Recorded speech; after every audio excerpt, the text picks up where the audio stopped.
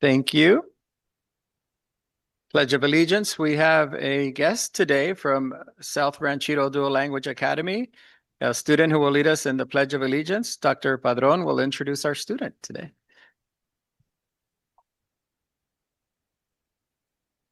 Good afternoon. Not quite doctor yet. Okay. On your Next way. summer. All right. But yes, I'm your Padron. I'm the principal of South Ranchito, and it is my pleasure to introduce to everybody one of our fifth grade students who really goes above and beyond and does a lot. His name is Oliver Perez Garcia. Now, whether he's leading our student council or sprinting down the field during one of his soccer matches, Oliver brings incredible energy and leadership to everything he does.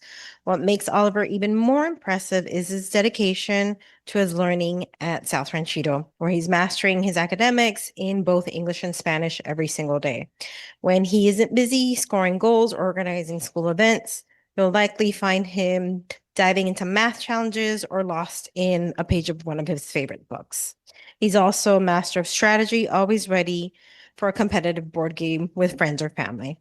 While Oliver is finishing his fifth grade year very strong with us, he's already setting his sights on his future. He's incredibly excited to put his soccer cleats to the side and take a sheet of music. So he really is excited about joining band once he gets to middle school. So please join me in giving him a big round of applause for Oliver Perez Garcia.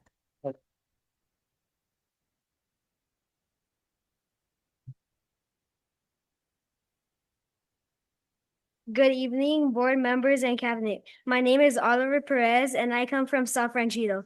The school is bilingual, and I benefit from that because you could get a better job by communicating with other people that speak in Spanish. And when I went to Mexico, I could easily understand and speak Spanish. Now, can we stand for the flag salute? Place your right hand over your heart. Ready? Begin. I pledge allegiance to the flag of the United States of America and to the republic for which it stands, one nation, under God, indivisible, with liberty and justice for all. Oliver, you can't leave yet. You did such a great job. Let's give him another big round of applause. Oliver, we have a certificate for you that we'd like to read. It says, in recognition of your participation in the El Rancho Unified Board of Education meeting, the Board of Education and interim superintendent commend you for your support and inspiration. And you're gonna, what instrument are you gonna play? The clarinet? All right. And what did you play in soccer? All right, nice. All right.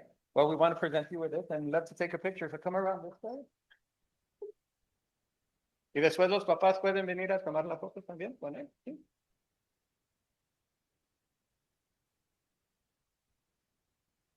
Chairs. Yeah. Nice outfit too. Okay, sure.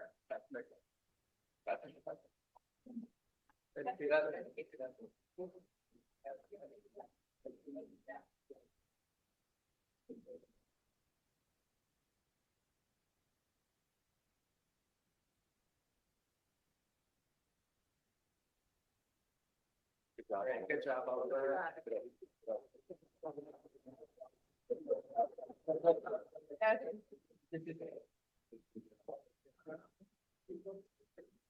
Yeah.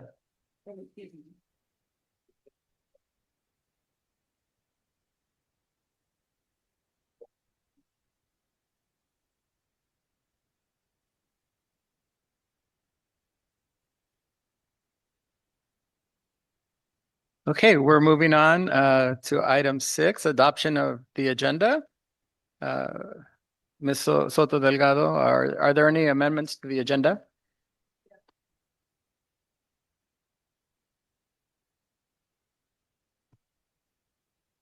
Item 17F1, 1A, insert the effective date 3/12/26 and the name Mesa Blanca.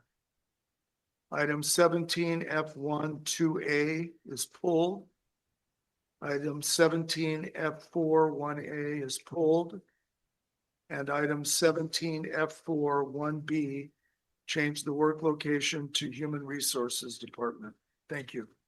And we have an additional one for items 18C2 through 18C20. Move to the consent agenda after item 17C4.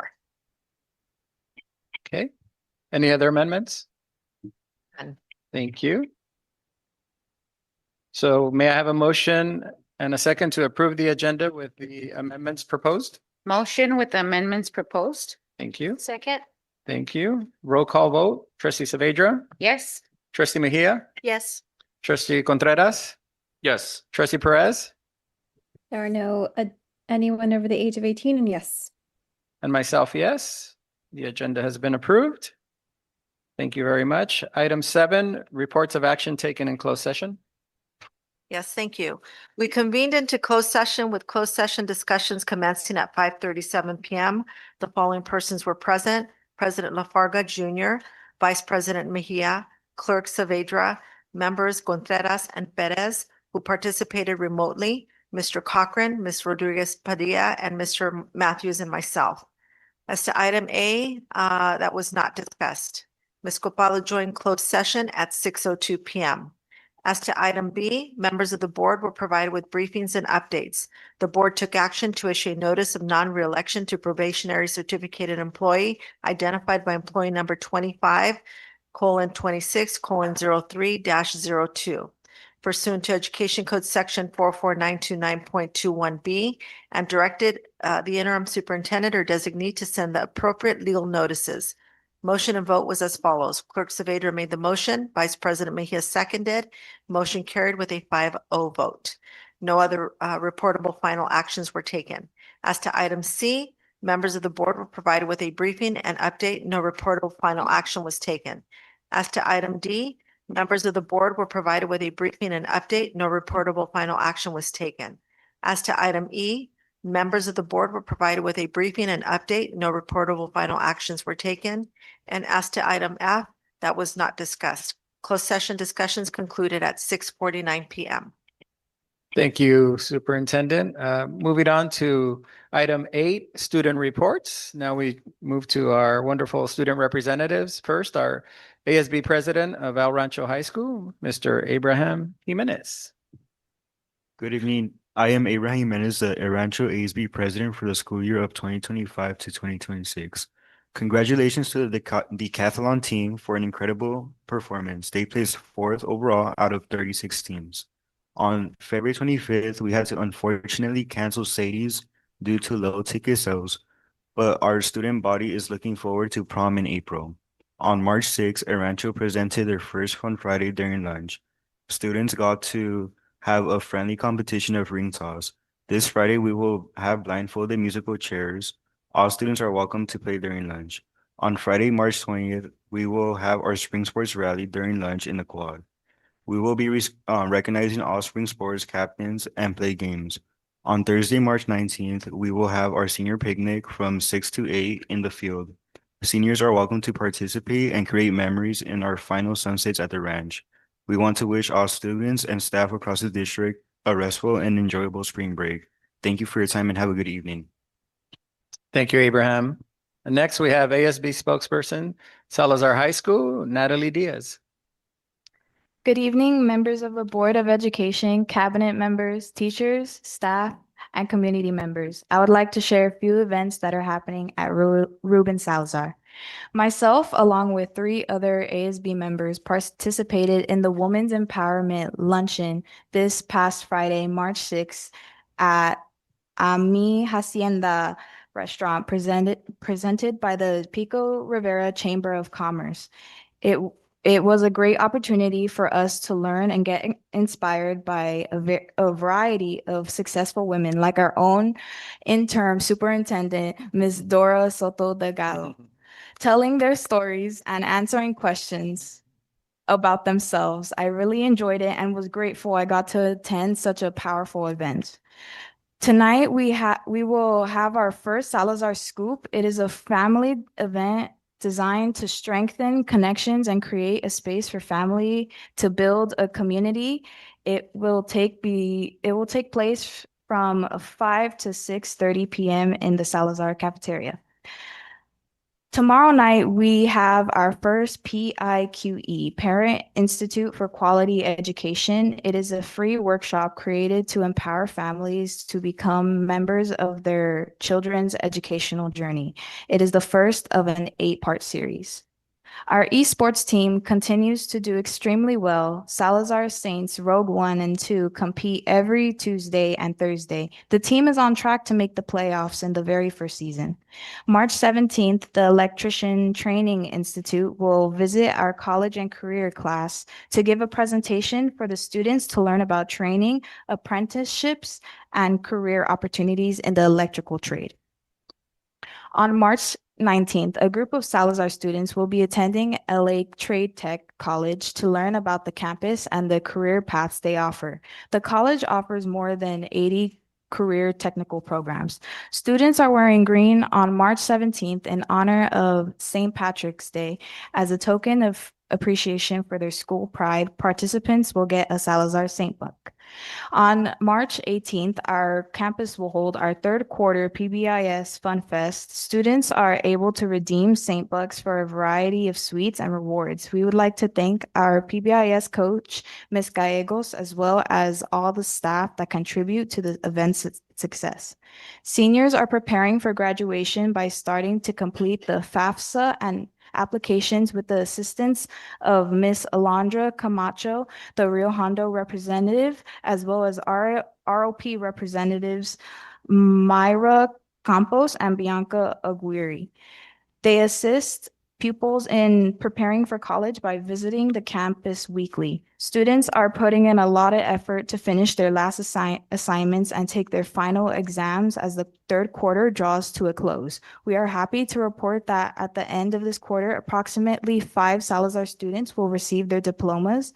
The beginning of the fourth quarter will see the arrival of more Saints to our school. Saints, congrats on a job well done. Thank you very much and have a great evening.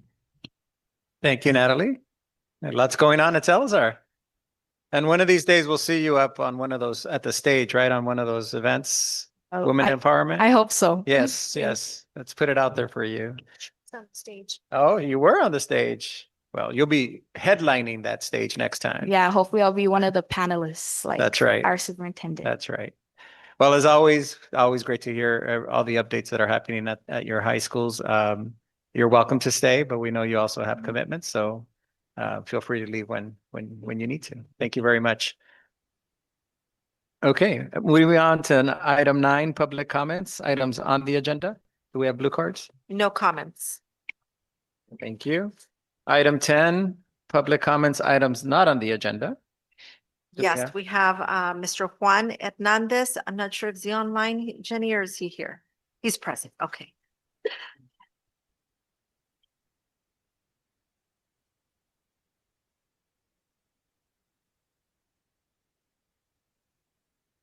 Good evening, board members. My name is Juan Hernandez, and I'm a longtime resident of Pico Rivera. For more than 33 years, my family and I had been deeply rooted in this community. My wife served as a substitute teacher in the El Rancho School District, and our children attended schools here in our city. Today, I want to share a bit of our family journey, not to brag or to impress anyone, but to illustrate the power of setting goals and taking action as a family unit.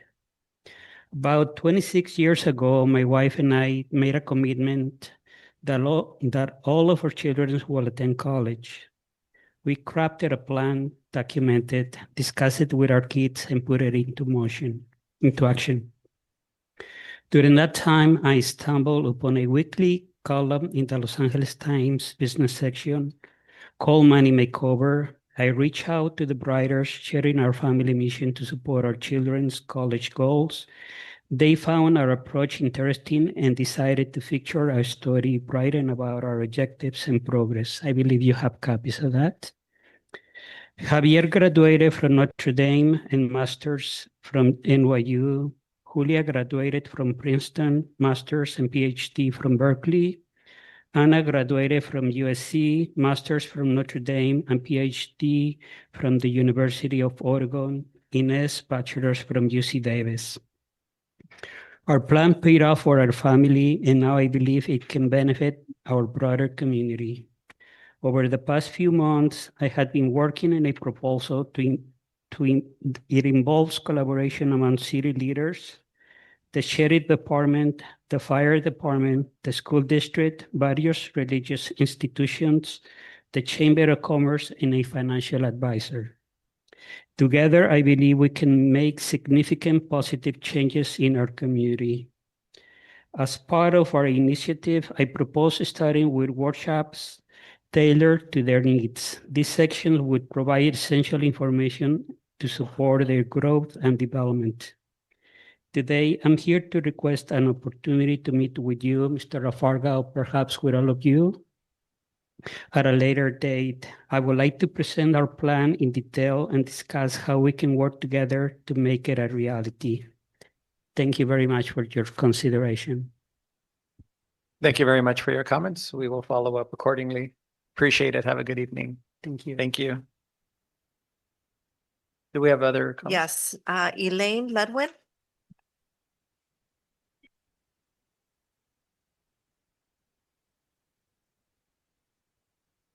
Good evening, members of the governing board. I'm here to respectfully request your consideration regarding the Mommy and Me class held at Bernie Tech. I have been enrolled as a student along with my granddaughter in the Tuesday-Thursday class taught by Miss Blanca since October 2025. Margot turned 3 years old in October of 2025, and throughout the school year, she has greatly benefited from the program's nurturing environment, social interaction, and learning opportunities. When I re-enrolled her in January 2026 for the second quarter, there was no mention of any age restriction that would prevent children who had turned 3 from continuing in the program. Based on that understanding, I expected that she would be able to complete the school year with her classmates and her teacher. However, when I went to re-enroll her yesterday for the final quarter, I was informed that because she is now 3 years old, she would not be allowed to continue in the program. At least 5 other children in the class have also been denied enrollment for the same reason. There's only 10 weeks remaining in the next quarter till the end of the school year. I believe that removing these children at this point is disruptive to their learning and social development, and it separates them from the peers and teacher whom they have built relationships with throughout the year. I respectfully ask the board to consider allowing the affected students to remain enrolled in the program for the final quarter so that they may complete the school year with their classmates. Allowing them to finish the remaining 10 weeks would provide continuity in their learning and avoid the unnecessary disruption of abruptly removing them from a program they have been part of since the beginning of the year.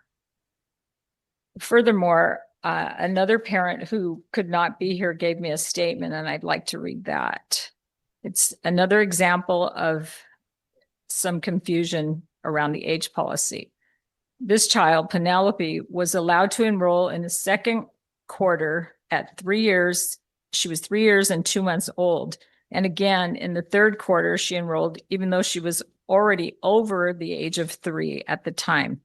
However, when registration opened for quarter 4 at 3 years and 7 months, the family was told she could no longer enroll because she was over the age of 3.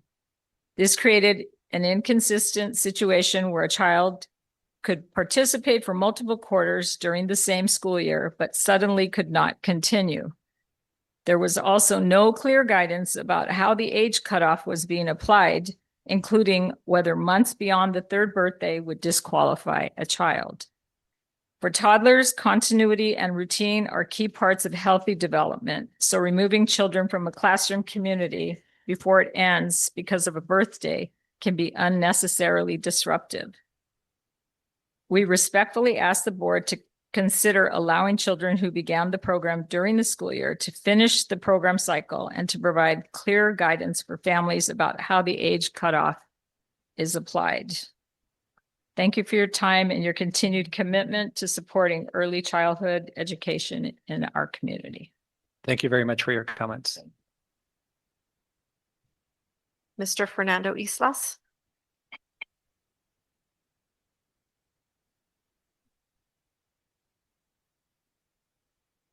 I want to suggest something. Instead of continuing to brainwash our kids with American propaganda by letting them to come in here and recite the Pledge of Allegiance like it's some sort of honor, let's do what other school districts do, like the Whittier Union High School District, before their meetings and recite a land acknowledgement.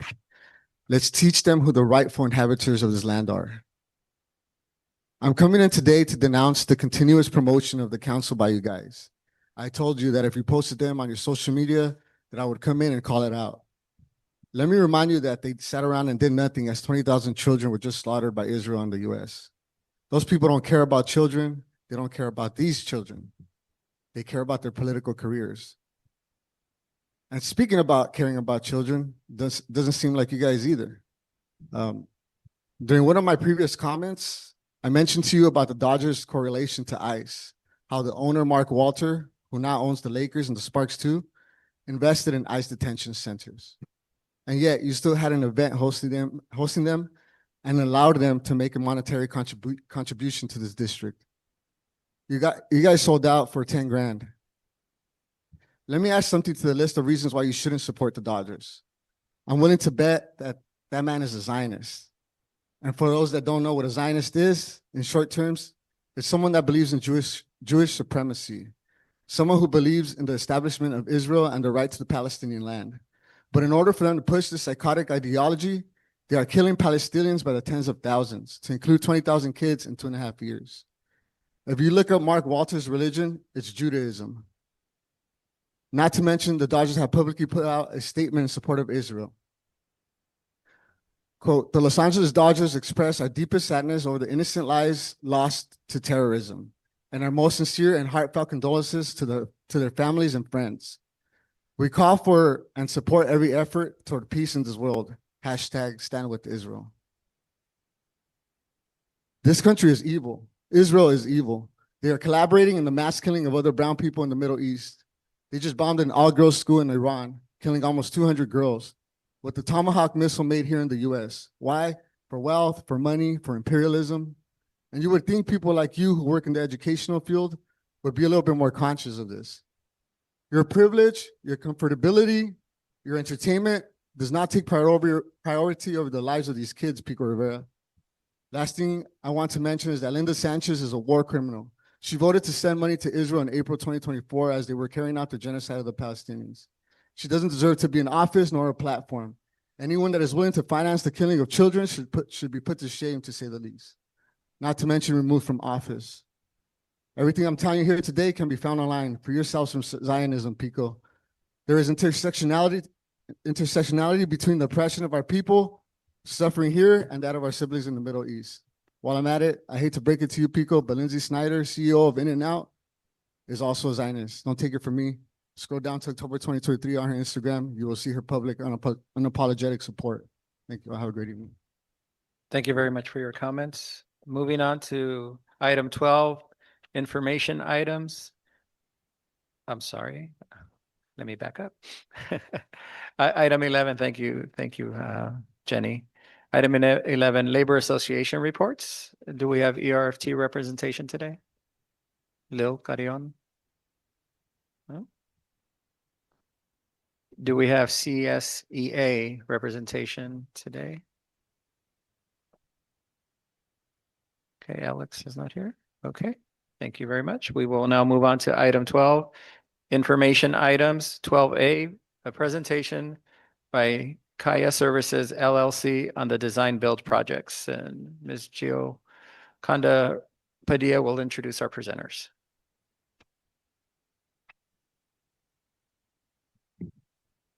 Good evening, President Lafarga, board members, trustees, superintendent, and cabinet members, public, and colleagues in general.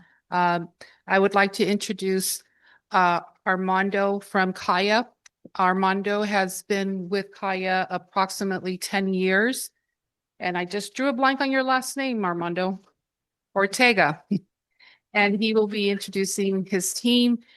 Specifically, we would like to present at the board's request to bring information on a regular basis on the progress that we're making with our bond dollars and the projects throughout our district. We're seeing a tremendous amount of progress, a lot of great things, and more to follow. So with that, I'd like to go ahead and hand it over to Kaya.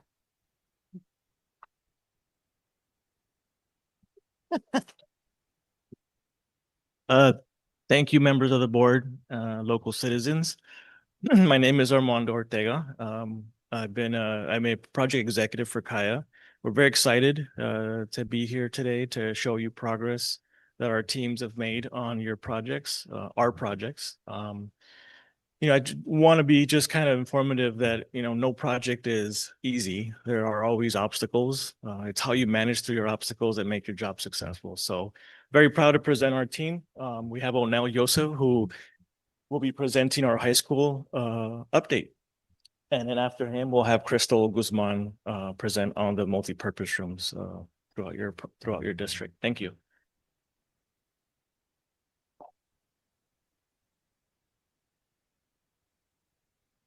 Thank you, Armando. Good afternoon. I was tasked to present about a couple updates about the high school. I am Onel Yusuf, the project manager, running the projects with my team there at the high school. We have a power presentation to kind of further illustrate a couple updates that have been going on at the high school. So if we go to the next slide.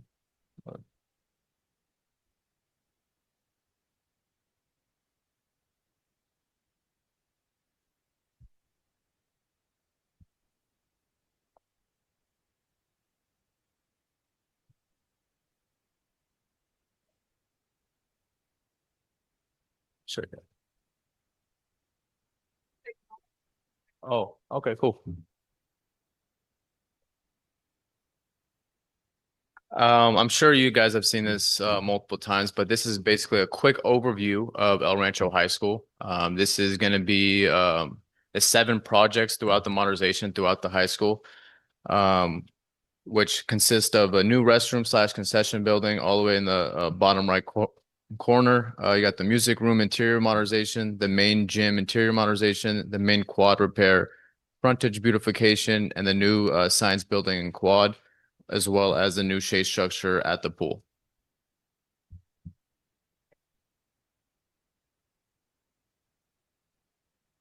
It's a little zoomed in, but this is a conceptual rendering of the concession / there we go. That's a lot better. Concession / restaurant building near the new football stadium, as well as the baseball field. Right now on the following slide, you'll see a little bit of an ongoing picture. This was taken about a week and a half ago. You could see essentially all the underground plumbing being installed. Since then, we've already excavated for the footings, as well as started the CMU starter course. So if you go out on site today, you'll see a little bit better change. We're moving pretty quickly, but pretty soon we'll get a brand new concession and restaurant building right, perfect location along the baseball field, as well as a new stadium.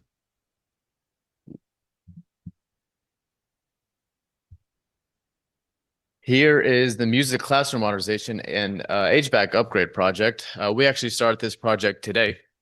So today we finally got boots on the ground, coordinating with April, the assistant principal, and Mr. Rush, I believe, is the music teacher.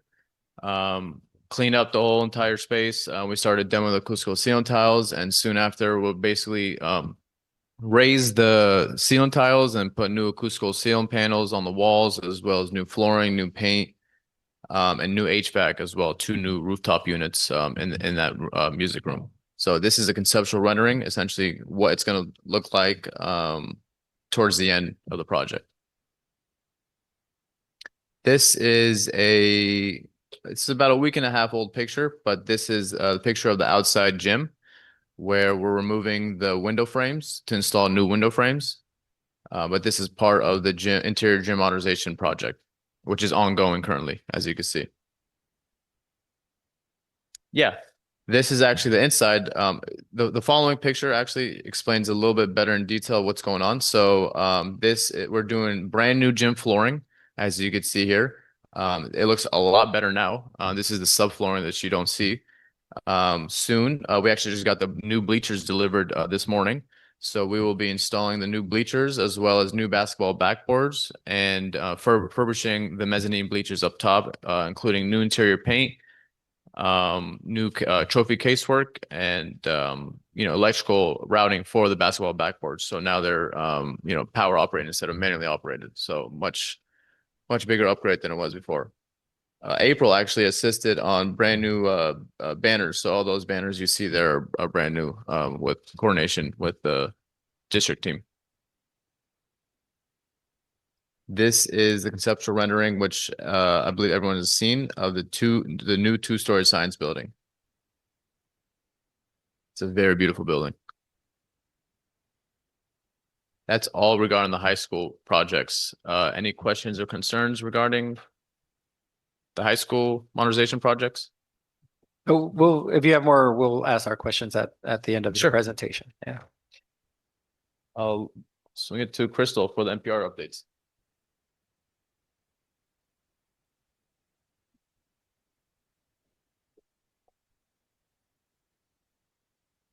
Hello, good evening, board members and cabinet. Thank you so much for making the time to allow us to go through our presentation and give you an update on what we've accomplished so far in the NPR project and what's to come on the second phase.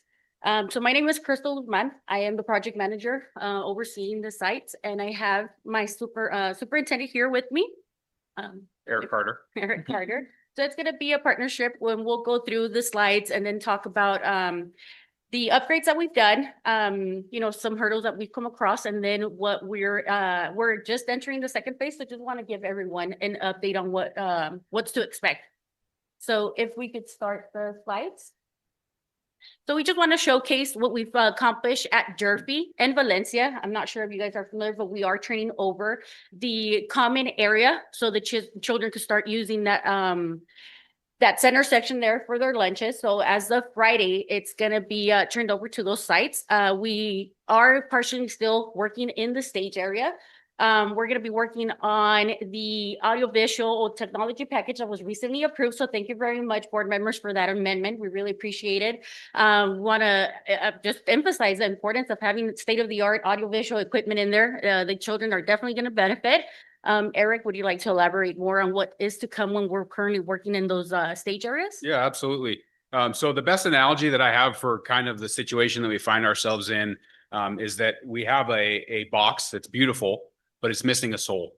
The NPR is the soul of a education center, and the heartbeat of that is the technology package, so that we can have presentations, so that we can show slides on the screens, so that the functionality of the NPR is there. And kind of one of the big things that I wanted to highlight tonight is the fact that although, yes, we are turning over these buildings as fast as we can, they are soulless right now. And so there's going to be a lot of effort moving forward to bring these buildings a soul. And what that looks like is not typical. We will be handing these over, and then very shortly we'll be putting up a partition at the stage to allow us to put the infrastructure for the technology package in. And then the speakers, the monitors, everything that gives the building life is going to continue to happen. That's kind of the big thing that I know that there will be questions from anyone and everyone as to why there's still construction happening. So that would be really my big takeaway that I hope that we can all gain alignment on. And just to reassure everyone, we are taking extra precautions. As he mentioned, we are going to place a temporary barrier. We also have staff, making sure that we're coordinating with each site, letting the principals know and district members of the work activities that are going to be happening. So if we're working outside of that stage area, upgrading any kind of hardware, door hardware, or if, we're installing a speaker or any kind of work that is going to happen around the children, we're first running that by the district. And then within the stage area, we're making sure that everything's barricaded and that there's no access for any other children to, walk in those locations. Again, we have a full staff of a superintendent, a site supervisor, project engineers, and myself walking the site to always make sure that we're being safe. One of the measures that we did take during active construction when we had the entire building was to be proactive. We installed a lot of the infrastructure. So we ran a lot of data cabling, a lot of conduit, just to make sure that we were away from the children. But again, if there's anything that needs to happen during the time that the children are in that location, we'll go ahead and coordinate that with the district. If we can move over to the next slide. So we just want to show where we started. On the left, you see what Durfee used to be. And then if you could go to the next slide. There we go. So this is when we demolished the interior of the building. Ultimately, it was a skeleton. We've installed all new electrical, plumbing, HVAC equipment. So that's a really big, exciting one. And then if you want to go ahead and speak more to other components in the building. Yeah, so that you got the really showstoppers of the modernization, but there's a lot of tangible items from a fit and finish that kind of go under the radar. So all of and if we can go to the next slide, this will help illustrate everything you see up top there. And this photo was taken a couple of weeks ago. Some of you might think, well, Durfee, you're turning that over on Friday. Yes, it does look done, but that is a surprise for the grand opening on Friday. But the tactile items would be the fabric wrap panels that have sound insulation behind them up top. And then there's two different finishes below the fabric pattern. One of them is a tack board that goes in the middle of the wall so that decorations or announcements can go right on the wall. And then the lower course of that is laminated panel, a really nice gray color. This is showcasing South Ranchito. This is the rendering that shows the way it's gonna end up. If we can move over to the next slide. This is where we started. We can move over to the next one. And the same process, right? Gutting the building, removing all the existing or previous finishes, and then working through it. On the top right, I want to show that we had the schools tour the buildings while in active construction. We make sure that we created a path of travel that was safe for the students. And we walked them through the activities that we were working on. We spoke about tools and just introduced the team to the children so they could see, the different employment or careers that there is in construction. That was a really fun activity that we did, and I'm looking forward to the second phase so we can go ahead and do those student tours as well. If we can move over to the next slide. The next one. Oh.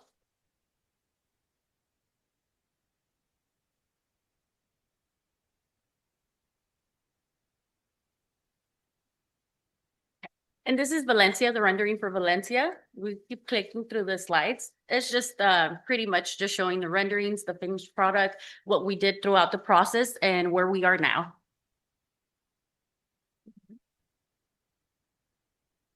Move on to the next one. You could just click through all of them. It's pretty much the same setup for each of the sites. Yeah. At Rivera, we've accomplished adding the stage addition. That was a big undertaking, a lot of structural components there. But at this point, we are, what can we say, 90% done with that. Mm-hmm. Yeah, so that's been a really amazing addition to Rivera.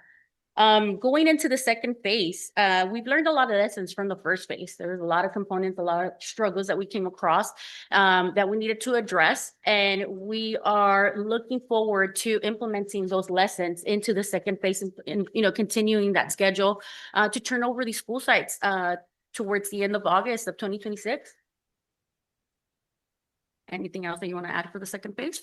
No, just look forward to the opportunity to start fresh. There was obviously with every construction project, there's going to be hurdles or challenges to work through. But sometimes those challenges aren't identified until you open the walls. So we're cautiously optimistic for what we've been through with phase one and really have a whole head of steam to go to phase two. So really looking forward to delivering it strong. Yeah, we truly appreciate the district's patience with us throughout the construction efforts. As Armando mentioned, there's no perfect project. There's items that come up. And I feel like Eric and I have been and the team, because it's a team effort, we have been very proactive to try to keep things moving in the project.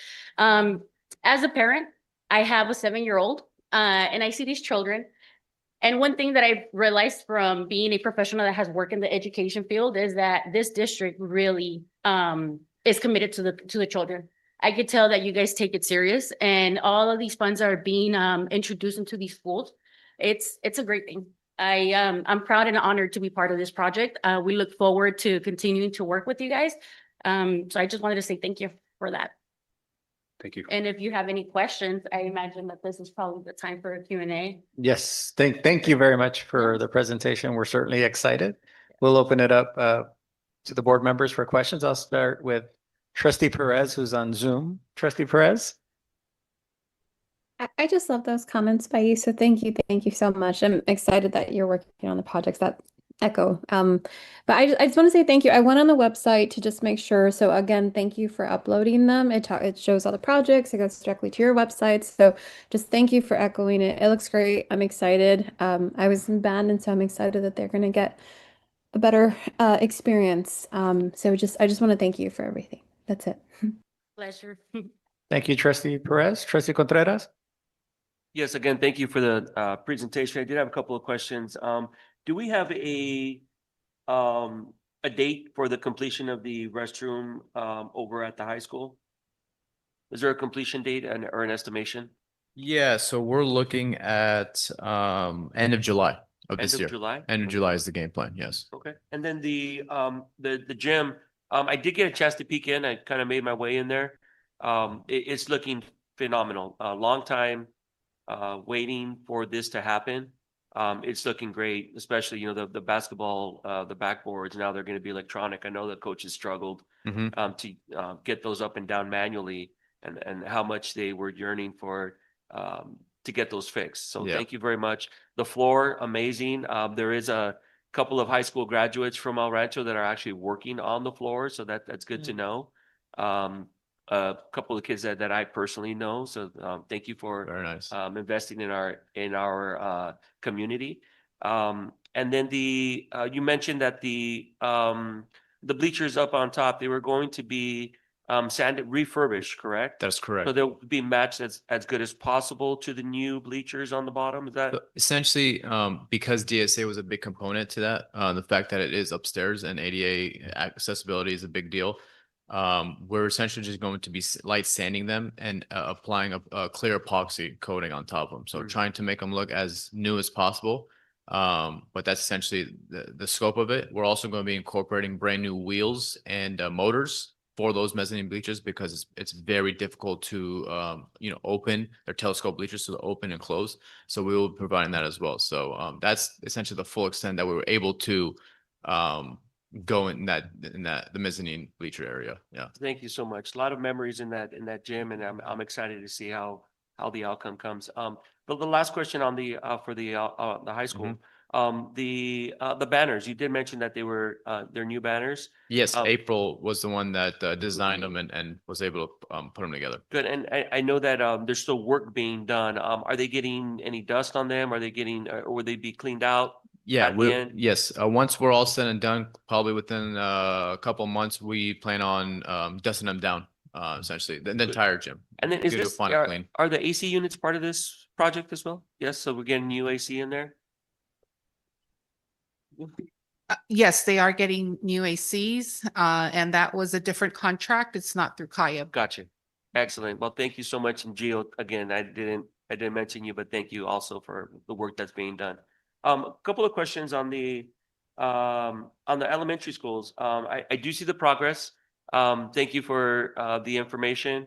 The safety measures that are being taken place, I would recommend, if possible, the work be done when the children, as much work be done when children are not present, right? And when they are, extreme safety measures be taken. We have had some incidents in the past where children do get injured or hurt just with, just by the fencing, for example, being left up, or the barricades being left up. So I would see if there is a plan already set in place to be able to do the majority of the work or the heavier work, right?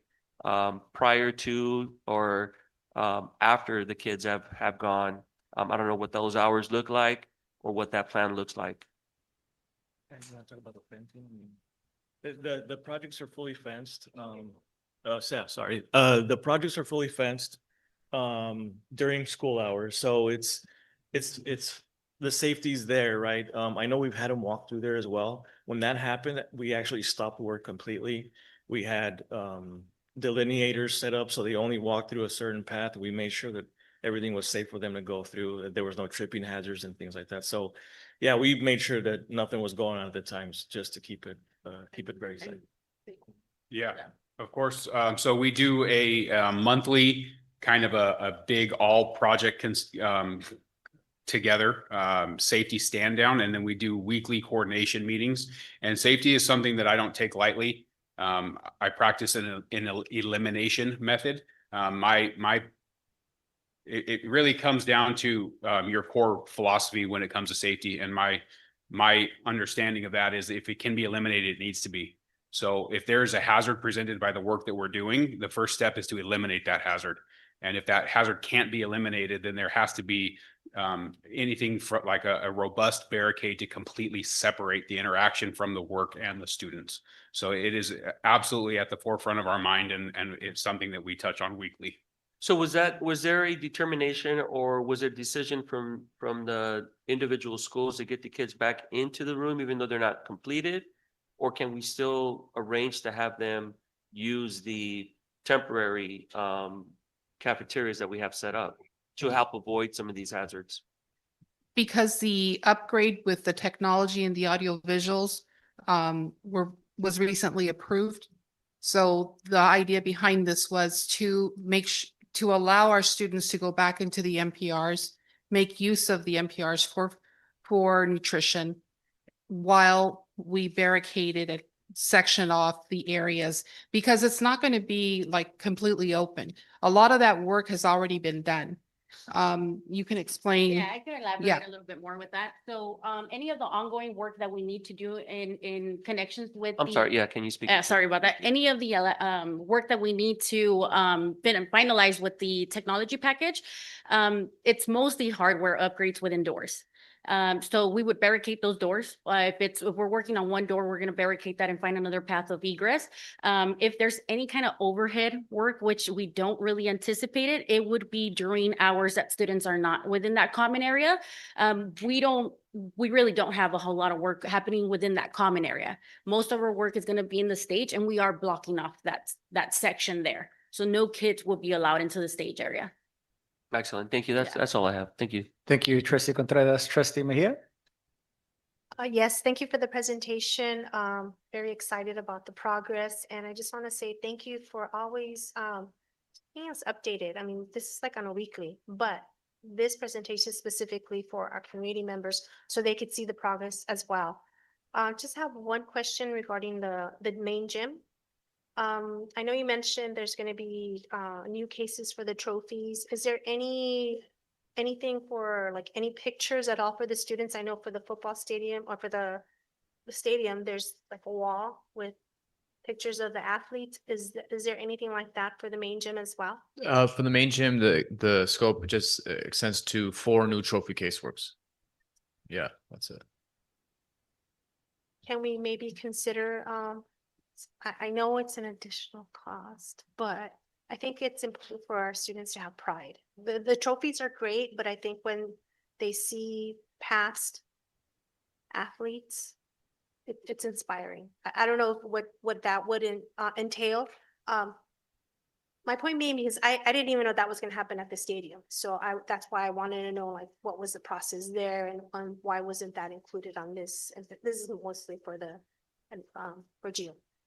Yes, so I've made a note. As soon as I sit down, I'm going to write that down, and I'll meet with the site and brainstorm what that could look like and provide a proposal and look at the overall cost. We were trying to make this lean as possible because yes, this is something that needed to be done, but then there's so many other things that we're working on as well. So I will make a note of it and present the cost to you. Yeah, and obviously only if there is consensus from the board, but even if, I don't know, paint, logo, something, I mean, you're doing a beautiful job modernizing the gym, but at the same time, I think you could do something also special as you're coming in, specifically in the areas of where you're putting the trophy cases. Okay. If there's consensus. Exploration, we're not committee. Thank you. I'll get back to you soon with that. Thank you. Thank you, Trustee Mejia. Trustee Saavedra? Thank you guys for the presentation. I also wanted to note real quick about the banners that you said you had the old ones, but you decided to do new ones. And I think that's great because these plans is looking beautiful. And just to make sure that it's all taken care of. So when our students do walk in there, I would love to see on that mural, like maybe PRs or students. So they look up and they're like, hey, I'm gonna beat that guy's time, you know? So just little things like that. I love the videos that you guys have put out for the community, especially the ones that involve the kids. So they understand what is happening in their school and what's going on with the MPRs. I remember seeing Durfee when it was gutted out over the summertime and like seeing it now, like, wow, it looks phenomenal. I'm just really excited to see the end, right? And I wanted to let you know, personally, we do have spots available for your 7-year-old or any other children that would like to come to our district. Good. That's good to know. It's a requirement. No, I'm just kidding. Bring him, I think I'm morning then. Thank you, Trustee Saavedra. As you can see, we're really excited about this modernization project and all the things that really our students are going to benefit at the end of the day. So thank you for the work, the quality work, and presenting it on an ongoing basis as it was already stated. So just looking forward to its completion. That's when we start getting anxious, right? When are we going to do it? When are we going to break ground? Or when are we going to have the grand opening, et cetera, et cetera? Just to follow up on the question around safety, when you're doing the tech work, is that going to create any dust? Anything that needs to be cleaned up that'll carry over into the open space area, to Trustee Contreras' point about?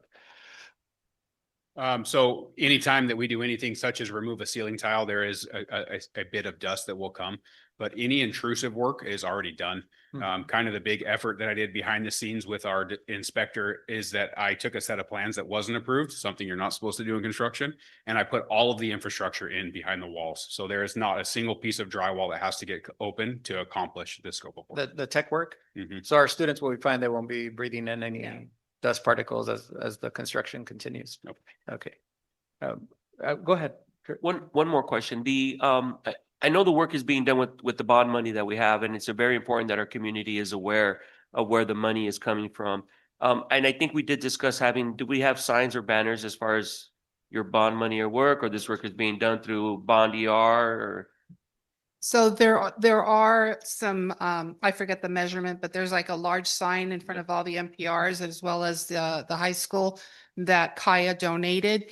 And we are having some additional banners made that we've worked internally on regarding thanking the community for their bond dollars. I just wanted to make sure. So the community knows where their bond money is coming from and that they're aware that is the bond money and not we're dipping into different funds basically. So thank you very much for that information. Thank you, Trustee Contreras. And my last question is just, I'm not asking for anything other, just a community resident asked me, did you guys ever consider bleachers with backrests? And I didn't really know that was a thing. Is it a thing for high school gyms? Never seen. Okay. Maybe last year they came up with that. Yeah, no, I was just asking. I'm like, I'm going to ask, but it was just for my own edification. All right. I appreciate that. Thank you very much for the presentation. And I wanted to finalize letting you know that this has been the effort of a team. So thank you to Kaya, but most of all, I would also like to thank the departments that are involved, because all of this creates an impact in everything we do. So Luis Torres, who's here, I want to recognize him. He's our facilities project manager. He is phenomenal, and he is the one out there communicating directly, coming to me, etc. And then we also have our fiscal people in the background, helping to make sure that we're getting our bills paid so that Kaya can continue working. So it's been a team effort, and thank you very much. We will bring back another update, save the date, May 20th, time to be determined for the ribbon cutting of the main gym, along with our groundbreaking event of the science building, because this is huge. This is a big deal for our district. We're very excited about it. So thank you for your support, Board of Trustees, and helping us make those decisions, and then you approving all of these contracts and trusting us. So thank you. And of course, the community for trusting us as well. Yes, and you're welcome, and thank you. Yes, thank you for acknowledging the team, and thank you for all your hard work and heavy lifting as well. So appreciate the presentation. Thank you so much. Okay, we're moving on to item 12B, presentation of the El Rancho Unified School District's 2024-2025 annual financial audit report for the fiscal year ending June 30th, 2025, to the Board of Education by Monique Manzo, Christy White, Inc. Yes, good evening. Again, I have the pleasure of introducing Monique Manso from Christy White Incorporated. Monique and her team have been working on our audit, and she's here in person to present the audit for you.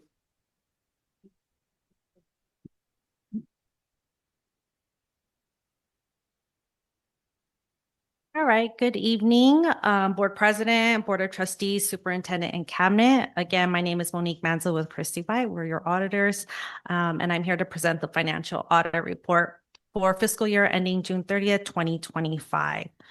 So I'd like to start off with a little overview of the audit process and procedures, and then end with our opinions over the district's financial statements, as well as federal and state awards. Next slide. So overall, annual audits are required by the State Controller's Office, which ultimately results in an independent audit report over the district's financial statements, and also includes reports on internal controls, a report on federal compliance and related internal controls, as well as state compliance and internal controls. Jumping into the audit process, this might look familiar to you from last year, but we normally work in two phases. So our interim audit occurs during the springtime, and here we're really focused on internal control testing, as well as state and federal award compliance testing.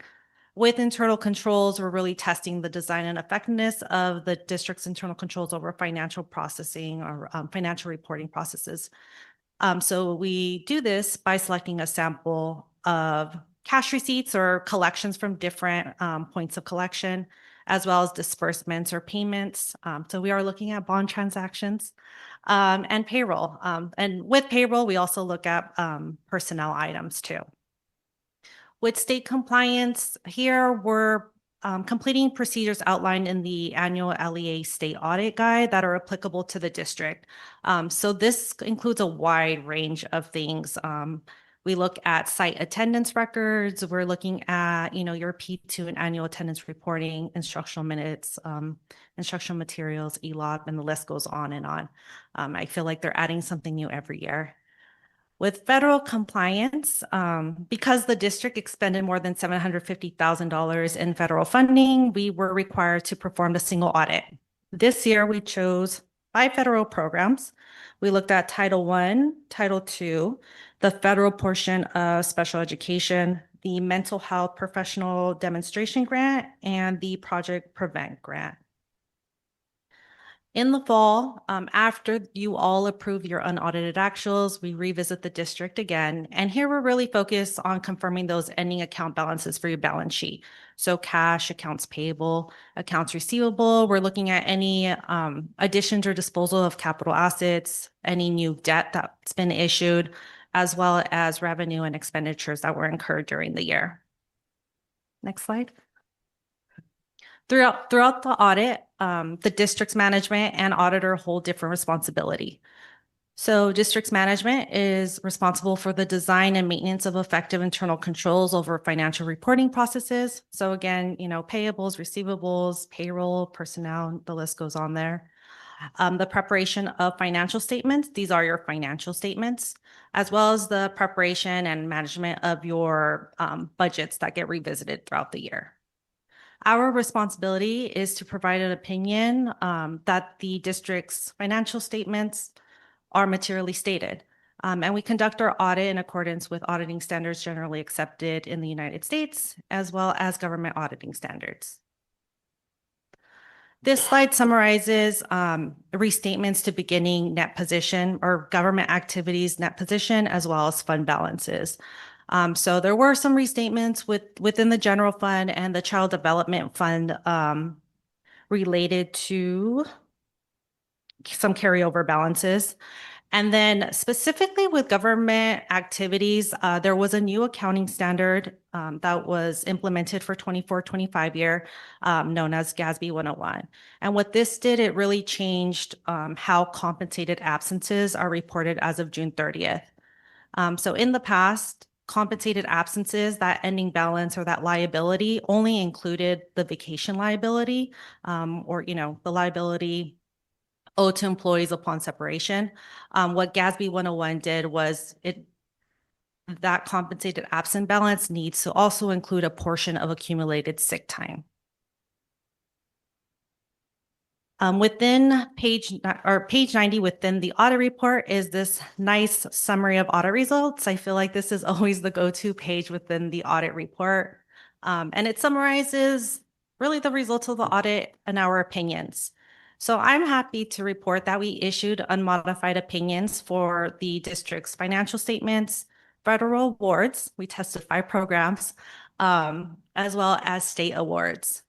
In addition to that, there were no significant deficiencies or material weaknesses identified throughout the audit.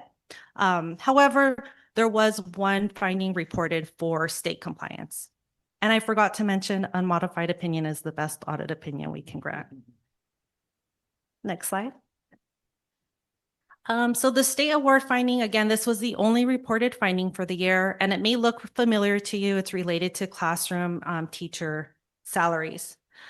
So because you are a unified district, you are required to meet 55% of classroom teacher salaries. And it looks like this for 24-25 year, only 48.28% was met, which ultimately resulted in a deficiency of about 9.3 million.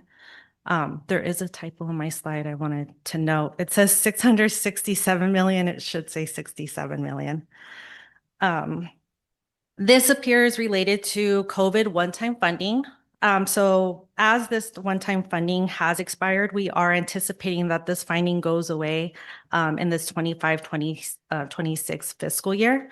However, we do recommend that the district, monitor this compliance requirement and make sure that they meet the 55% of classroom teacher salaries. In addition to that, we'll work with LACO to submit a waiver if they haven't already. So that concludes my presentation of the 24-25 audit. I'd like to give a special thanks to Gio, Lily, Laura, and the whole fiscal team for their assistance and their hard work for working on this audit this year. But I'd also like to give a thanks to all the departments and sites that we visited this year, since they were also involved in the audit. It's not just a fiscal audit, it's a district-wide audit. So really want to give a special thanks to everyone district-wide. And with that, I welcome any questions. Thank you very much for the presentation. We'll bring it back to the board for questions. I'll start with Trustee Saavedra. Is there a due date for when that waiver needs to be submitted for LACO? I'm not too sure about that, but we just finalized the audit report, so it'd be worth checking with them. 30 days from when this was published. Okay. Thank you, Gio.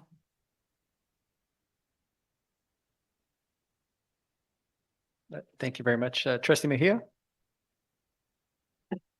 Thank you for the presentation and congrats on getting a unmodified opinion. That is great. I know that you have shared the corrective action plan for the finding. I'm looking forward to getting more information as well on that. I do have a question regarding the audit, but it doesn't have to be answered now. It could be sent on a weekly update. And this is specific to page 71 of the audit, just the excessive expenditures over appropriations. If we can get information to the board on that, on the reasons why. And those were my only questions. Thank you. Thank you, trustee Mejia. Trustee Contreras? Yes, again, thank you. And hoping to hear back soon about the finding. And then what parameters do we have set to make sure that we don't go below the 55% for the next coming year? So our corrective action plan that we did share and for the public is I will be coordinating across departments, including human resources, educational services on a quarterly basis, more or less calculating whenever we have to present. So we'll present information to you for the budget on where we are on that compliance piece of the allotted funds. And we'll do that again for unaudited actuals, and then again for first interim and second interim, and demonstrate that we are correcting this and fulfilling the compliance. Thank you, Jill. And as always, thank you to your team as well. I know your team's back there. Thank you for the hard work you guys put in every day. Thank you, trustee Contreras. I know trustee Perez texted me. She's stepping away for a few minutes, so she doesn't have any questions for this presentation. One question that just came to me: what is a restatement? You started with that. What does that actually mean? So pretty much we adjusted beginning balance. So whatever the ending balance was at 2024 had to be adjusted either due to a district adjustment that maybe they came across. We didn't correctly state revenue and accounts receivable at 2024, June 30, 2024, which I believe was the case this time for that general fund and the child development fund. And then with new accounting standards, there's typically a restatement to government activities net position. There's just no way around it. So it's pretty common and okay. Right. Thank you. Mhm. And then back to the state finding, with the COVID money, that means we had more money to spend and we couldn't meet that threshold. Is that how that happened? We were using a lot of one-time money to cover staffing. And so if I'm explaining this correctly, Monique, we couldn't use, that didn't count towards the percentage of the compliance. Right. Right. So it's extra money, but not counting towards that drawing down. Which skews on the your fund percentage. Percentage, okay. And that's a great question because it could be perceived that we didn't meet providing the money for the classrooms when we did. We did using other funding sources, other one-time funds. It was a lot of money that we had to spend down. And we used it based on the plan that our district had put in place back in 2020 and moving forward. So now that those funds have been depleted, then the task now at hand is to demonstrate with the corrective action plan that we are in compliance With the meeting that 55%. the 55, and the state doesn't forgive that, given the dynamics of the excess COVID relief funding? They don't? I'm just asking the question. They know. They know? Yeah, I think they expect those waivers to be submitted Yeah. and the district has to do their own research on comparing to other districts. So again, we're hoping that these kind of go away 25, 26. It was a common finding. Yeah, yeah. Mhm. Okay. All right. Thank you very much for the presentation. Yeah, of course. Thank you, Gio and team. I apologize. I have one Yes, question. Not for trustee the- Mejia. Not for Christie, but for Gio. Another question is for page 60 of the audit report. Note 13 lists participation in joint authorities. I'm just wondering why Tri-Cities is not listed on there. You do list joint powers authorities, Whittier Area Schools Insurance and also the SoCal Relief. Just just wondering why Tri-Cities isn't listed. It doesn't have to be I'll answered have now. to, I'll Yeah, have to it could review be. it and And then we can get do it. back to you. Thank you. Great. Thank you again very, very much for the presentation. Have a great evening. Thank you. You Thank too. you. Okay, last presentation, item 12C, presentation of the El Rancho Unified School District's 2025-2026 second interim report to the Board of Education by Giocondo Rodriguez Padilla, Chief Business Officer, and Lillian Huttenberg, Director of Fiscal Services.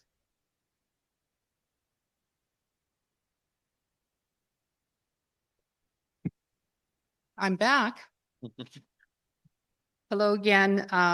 Thank you once again. I'm here to present to the board and to the public the second interim report, which is our financial reporting that we are required by law to submit by March 15th. I'd like to first of all thank the fiscal services team that worked very hard, specifically Ms. Huntenberg, as well as Mrs. Lucio, that worked diligently many hours in preparing this report. And Lily keeps saying this is her last, but there's more. So we have that.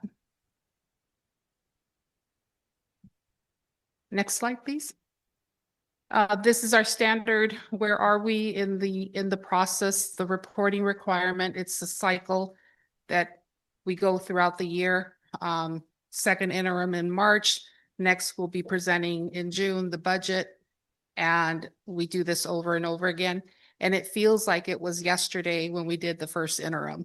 And then here we are. Next. I'd like to provide a basic overview of our financial picture.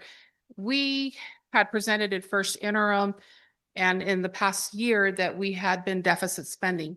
So compared to first interim to second interim, we've been able to maintain, not increase our deficit spending.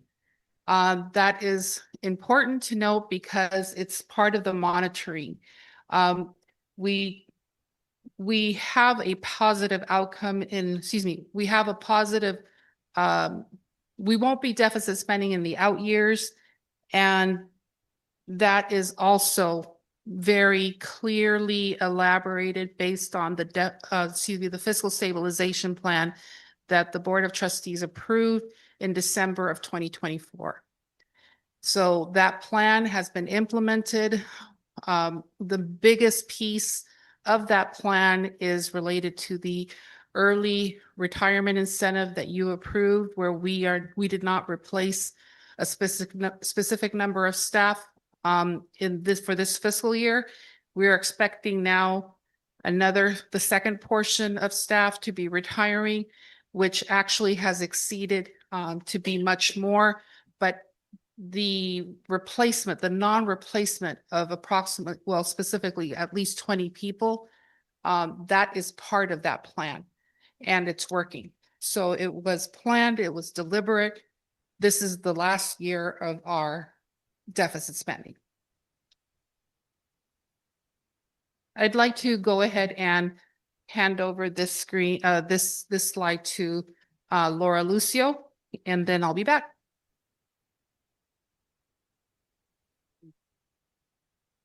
Hello. Like Gio was letting us know for the deficit spending, this graph represents the striking picture of sustained and significant enrollment decline for the district from 2021 through a projected 2030. The district has lost nearly 1,100 students between 2021 and 2025, dropping from 7,985 to 6,878, a decline of roughly 14% over just 4 years. The actual enrollment figures closely align with the forecast, indicating that the district's projections have been accurate. Looking ahead, the forecast projects that enrollment will continue falling consistently, reaching just 5,466 students by 2030, a total loss of approximately 2,519 students from the 2021 baseline. The linear trend line runs nearly perfectly straight downward, suggesting the decline is consistent and shows no sign of leveling off. There are no projected years of recovery or stabilization in the forecast window. It's actually the previous one. Yeah, the decline. The one before, yes. No, before. There. A decline of this scale signals serious fiscal and operational challenges for the district, including reduced state funding, which in California is tied to the average daily attendance. Without any intervention, the district will likely face difficult decisions in the years ahead to maintain sustainable operations and continue delivering quality educational service to the students. Monitoring the enrollment trends will continue to be a critical component of our long-term financial planning. Next slide, please. This chart shows the change in fund balance across the multi-year projection period. The district financial position for the 25-26 year projects a deficit of approximately 7.5 million. Beginning in 26-27, the district moves to a positive operating result of approximately 3 million, followed by continued positive results in the following years. The most important takeaway is that this deficit is temporary and part of a managed transition, not an ongoing structural imbalance. But because the district primarily receives funding through the local control funding formula, enrollment directly affects the revenue. This means that fewer students result in less funding available to support district operations. This trend is not unique to our district. Many districts across California are experiencing similar demographic and enrollment challenges. This enrollment decline is one of the reasons the district has implemented the fiscal stabilization plan. Aligning expenditures with declining enrollment ensures that the district remains financially stable while continuing to support student programs and services.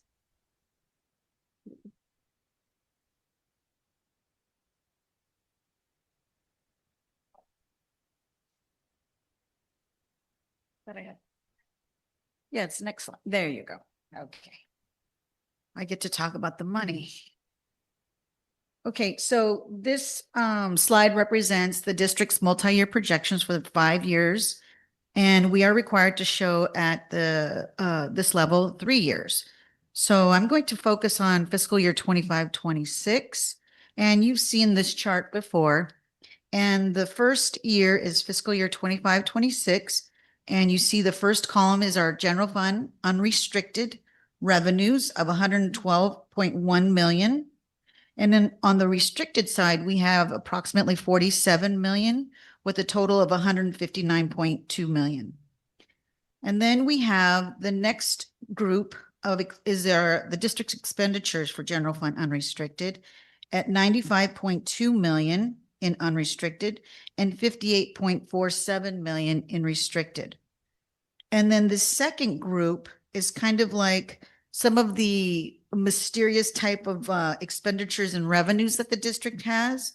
We have the transfers in of 900,000, and that represents Fund 20. We're allowed to transfer in resources from Fund 20 into Fund 1 to offset the cost of the retirees' benefits that have retired. And then the transfers out, that represents 2 funds that are not revenue-based. It's our Fund 14, deferred maintenance, and Fund 67, property liability insurance. The Fund 14 is approximately 2.4 million, and the property liability Fund 67 is 1.1 million. Deferred maintenance. It's for like this district, we use it for mainly roofing costs, district-wide. And Mr. Compton has been aggressively looking at all the roofings and dealing with them as a bigger package, not just putting a Band-Aid on it, but actually really going in and doing the major repair. So that's why we've seen that increase over the years. And then for the property liability insurance, that's just the increase because the cost of insurance has gone up. And then we have, of course, our contributions. and that's at 21.883 million. And that is for our federal special ed at 1.175 million, our required 3% restricted routine maintenance at 4.9 million, and our state special ed at about approximately 16.17 million. I'm sorry? That's restricted routine maintenance is 3. Reserve for economic uncertainties is 5%. I'm not there yet. That's in the components. So then we then lead into our components of our ending fund balance. The district started out with 18.123 million. And then we have 2 non-spendable items. We have 25,000 for our revolving cash and 47,000 approximately for inventory. At year-end closing, we will right-size these numbers and we will base it on the actual bank statement that we received from a bank and the actual inventory that the district has on hand. And then now here is the 5% reserve for economic uncertainty, which is at 7.858 million. And the state requirement is 3%, but El Rancho has a reserve of 5%. And then we have other assignments, and this has always been earmarked for like the fire alarms. And then as we go into the restricted side, as you can see, what happens with that ending fund balance, it turns into legally restricted ending fund balance, and it's like a standalone. So we won't recognize it until the district starts to plan for it and spend it. And these are multi-year resources, and some of them, as we've mentioned before, are going to sunset at the end of this fiscal year. And then it continues with the out years. And as Ms. Lucio said, we are seeing that the reserves are starting to sustain, and we're seeing that the district is no longer deficit spending, and the district will continue to keep their eye on this so then we can make sure that we have a good fiscal plan, and moving forward, we can maintain fiscal solvency. Let's see. Next slide, please. And this is just a slide that recaps what we've all been talking about, how we were deficit spending in our first year at 7.5 million. And then we now see a surplus of $3 million going into our second year. And we are still able to maintain the 5% reserves as we see growth from the second year. And then we see a continued growth of just slightly over 0.7% to 12% in that third year out. And we will continue to look at these revenue sources and continue to look at the expenditure, some of the operating costs. Gio is going to speak to that in the next slide and kind of elaborate a little bit more on that. Gio.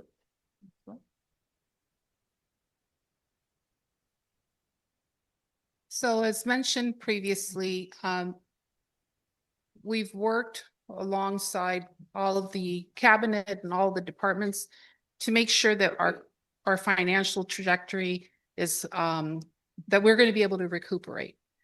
Not that we were in a bad position compared to other districts, because we haven't done any staff layoffs. We have not had to take significant measures to reduce that deficit that in other districts are in the double digits. So we are today, at this point in time, at a 7.5% deficit spending, but we present in the out years, and the reason we provide 5 years is for transparency. Because in the graph that shows the red on the going the bottom and then the blue, and then it starts to dip, it starts to level off, that means that eventually we're going to have to take some steps. So I want to remind everyone that the plan has worked, but we need to do more because we're still losing students. We anticipate losing another 1,000 children by 2030 based on the enrollment, the declining enrollment projections.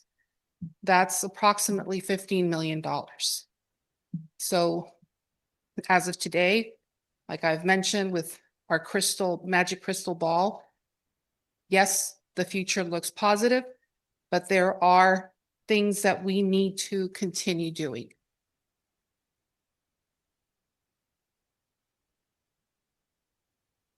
So the bottom line is that the district remains in a solvent position. We have a clear path to recovery back to a positive operation.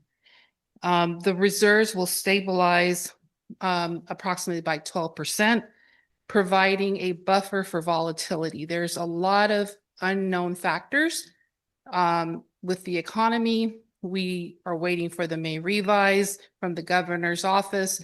We don't know what that is going to bring us. So until the next cycle of reporting, which is the budget, we will have more information for you based on what that budget will look like for the new fiscal year.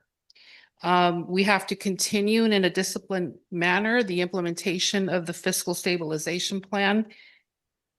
It's crucial. This, again, it requires discipline. It requires a very thoughtful process of the decisions that are made, because it depends, all of those decisions will either make us stay on course in a positive position, or it can break us. So there are key risks, like I said, to monitor. There's the federal funding uncertainty that's still up in the air. That's not over. That's still an issue for the future. Our enrollment trajectory is not positive, and the rising cost of benefits. That we are budgeting approximately, did I tell you 10%? About 10% for the new fiscal year because of those budget increases that we're seeing throughout the nation. So we're actively doing our best to respond to each of those different nuances and maintaining our fiscal solvency.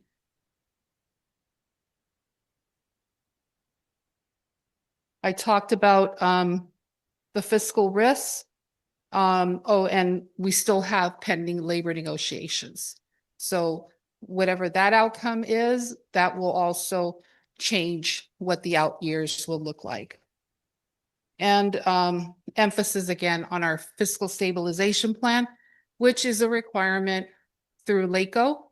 And again, you approved that in December of 2024, and that's what we're still focusing on. There any questions? Thank you very much for the presentation, and we'll bring it back to the board for questions. We'll start off with Trustee Perez.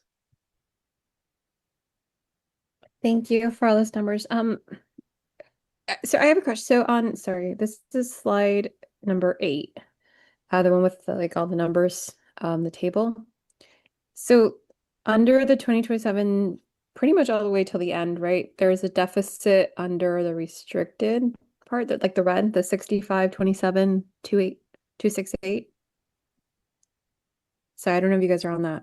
So in the unrestricted and the unrestricted column? In the restricted column, there's it shows, am I reading that wrong? That there's a deficit of 6,527,000? No, that's not a deficit. That only shows that we're spending down those restricted dollars, which is a good thing. We're supposed to spend Okay, that. okay. That's why we wanted to make sure, because I was a little and then the COLA for this year, what is it again? Sorry. I drew a blank on Armando's last name and on the COLA, 2.6. It's somewhere between 2.4 and 2.6. Okay. Yeah. I mean, thank you for, maintaining the, like you said, the fiscal stabilization plan. Decline enrollment is, we've talked about it. It's sad. But I, it's a little scary to see these numbers, but I am grateful that we're picking it up and that we're doing, and in the numbers you can see that it's, like you said, it's working, that we're prioritizing, spending down, being, very diligent. So thank you to your team for that. I think, sorry, I was just looking. I know I believe we had a committee for declining enrollment, or will there be any future updates on that? I don't remember if there was. There was conversation about maybe changing the role of a committee, because we have a budget committee, we have a benefits committee, we have an enrollment committee. They're all intertwined. And so we'll bring back to the board a recommendation of what that could look like. Okay. Okay, so I'll hold my questions for them. That's all. Thank you. Thank you, trustee Perez. Trustee Contreras? Thank you once again for the presentation from the three of you. We remain cautiously optimistic, correct? In the future. And I would recommend that we also look into ways of how do we keep our students in our district. I know we have programs and I know we have a lot to really how can I say this? We have a lot of great things going on within our district, but I think we need to do better on shouting it out and putting it out there to letting our parents know what the pathways we have available for to our students as they go from elementary to junior high and ultimately into high school. I think if we focus more on those paths, we will retain a lot more students, and at the same time build interest for the students that from the outside to that now want to come into our district, because it's happening.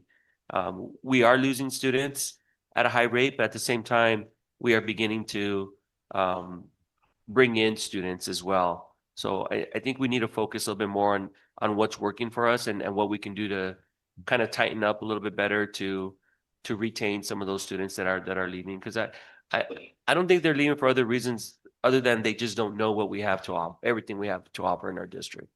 But as far as the numbers are concerned, thank you for the fiscal responsibility that you're doing. And I look forward to seeing what challenges or what ideas we have to meet those challenges as far as the enrollment is concerned. So thank you once again. Thank you. Thank you, trustee Contreras. Trustee Mejia?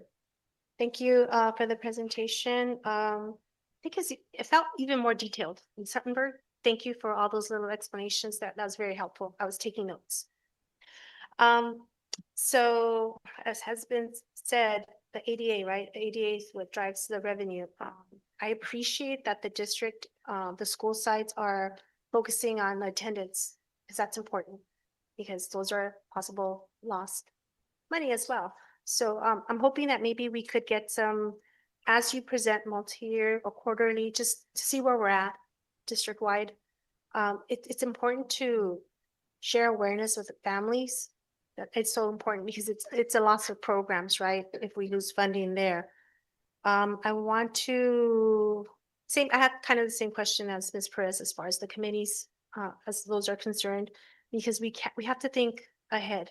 Like you said, we're okay right now, but we need to be proactive on it. So I definitely want to see those committees come together.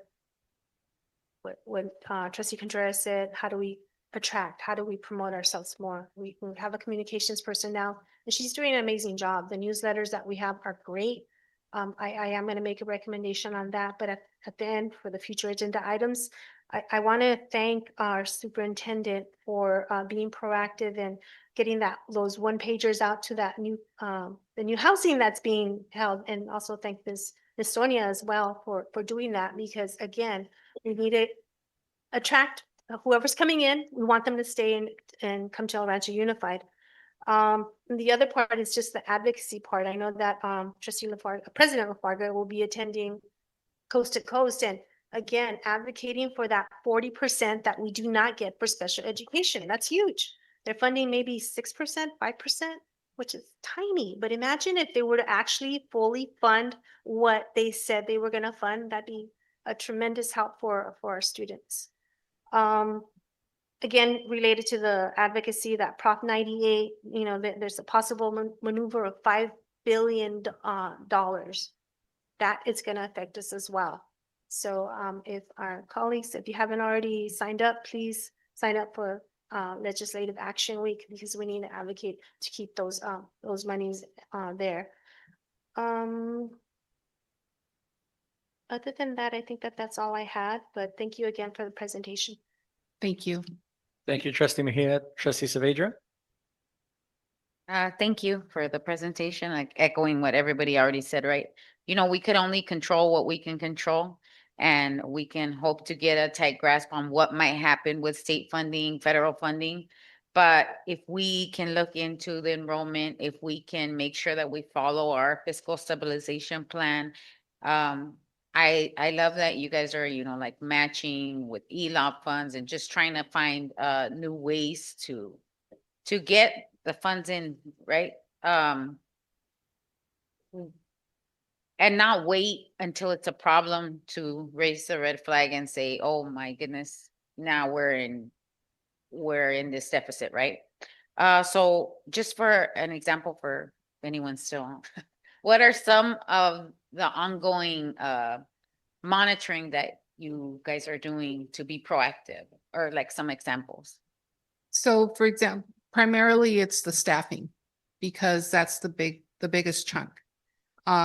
So if 85%, 85, almost 86% of our budget is related to our staffing and the benefits, then we are monitoring that. For example, one of the things that we did recently, we trained secretaries on the extra duty, extra pay.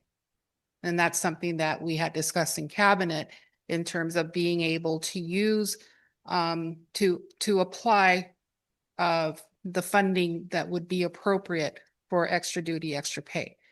We're monitoring position control on a regular basis before we assign the personnel requisitions go through an approval process, depending on the funding. It gets routed, it gets returned if it needs to be corrected. And so those are the things that we do on a regular basis, if not daily. So that's the biggest piece. And then looking at things if they're necessary. So you have an additional 15% in operating costs. So what are those expenditures? And that's something that we're going to be reviewing with the budget committee next week and looking at those operating costs. Thank you.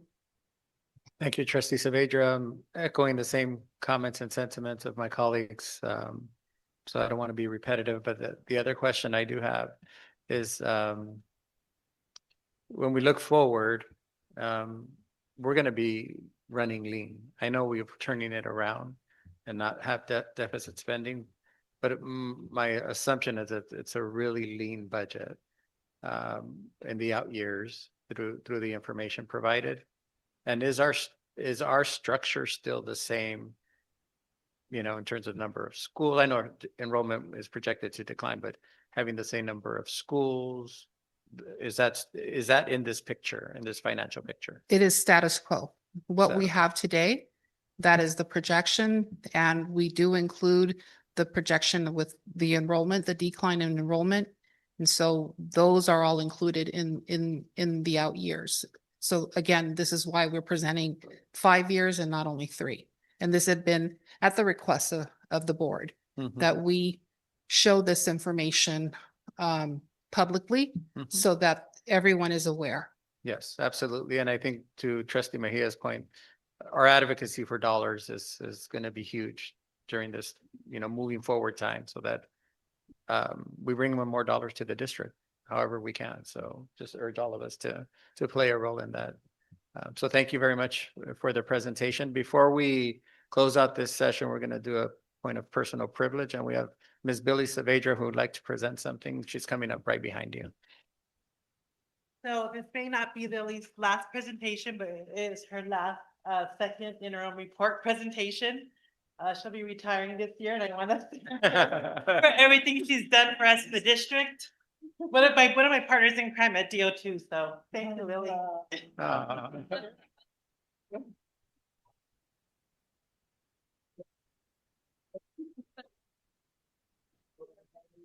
Speech.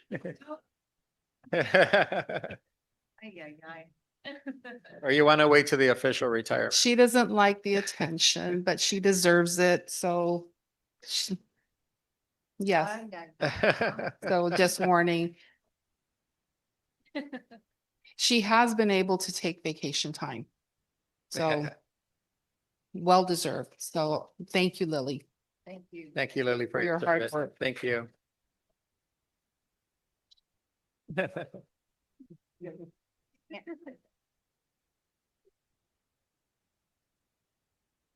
Thank you. I appreciate all of you. Thank you so much. You're welcome. It's kind. Okay, thank you. You're welcome. Have a nice evening. Okay, we will now be moving to item 13A, public hearing, El Rancho administrators. Well, at this time, we'd like to move to public hearing regarding the El Rancho Administrators and Supervisors Association proposed items for negotiations with the El Rancho Unified School District for 2025-2026 school year at 8:31. I declare this public hearing open. Do we have any reports or comments from staff? None.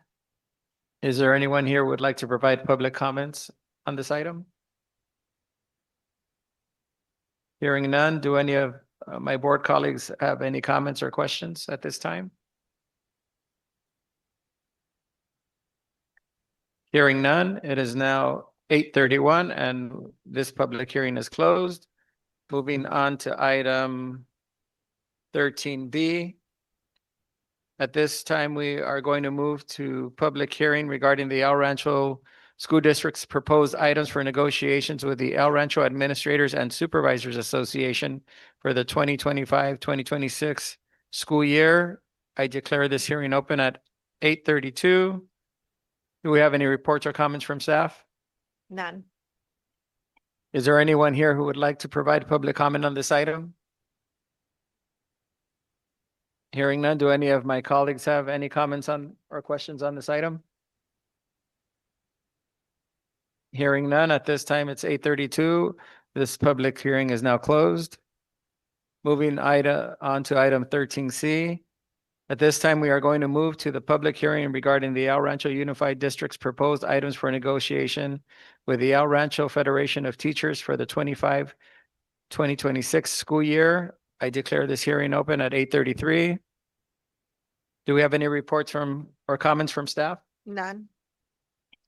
Is there anyone here today who would like to provide public comment on this item? Hearing none, do any of my board colleagues have comments or questions on this item? Hearing none, we now close this public hearing at 8:33. Item 13D, public hearing, El Rancho Unified School District's proposed items for negotiation with the California School Employees Association and its El Rancho Chapter 107 for the 2025-2026 school year.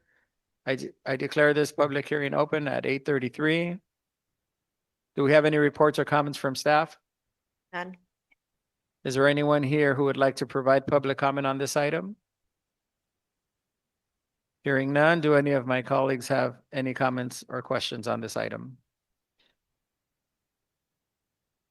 Hearing none, it is now 8:34. This public hearing is now closed. We are now moving on to item 14, discussion on reflections from the 2025 CSBA Annual Education Conference. We will move to the discussion regarding the 2025 California School Board Association Annual Education Conference, which took place in December of 2025. Board members who attended the conference participated in a variety of workshops, general sessions, and networking opportunities focused on governance, student achievement, fiscal responsibility, legislative updates, emerging educational trends impacting California school districts.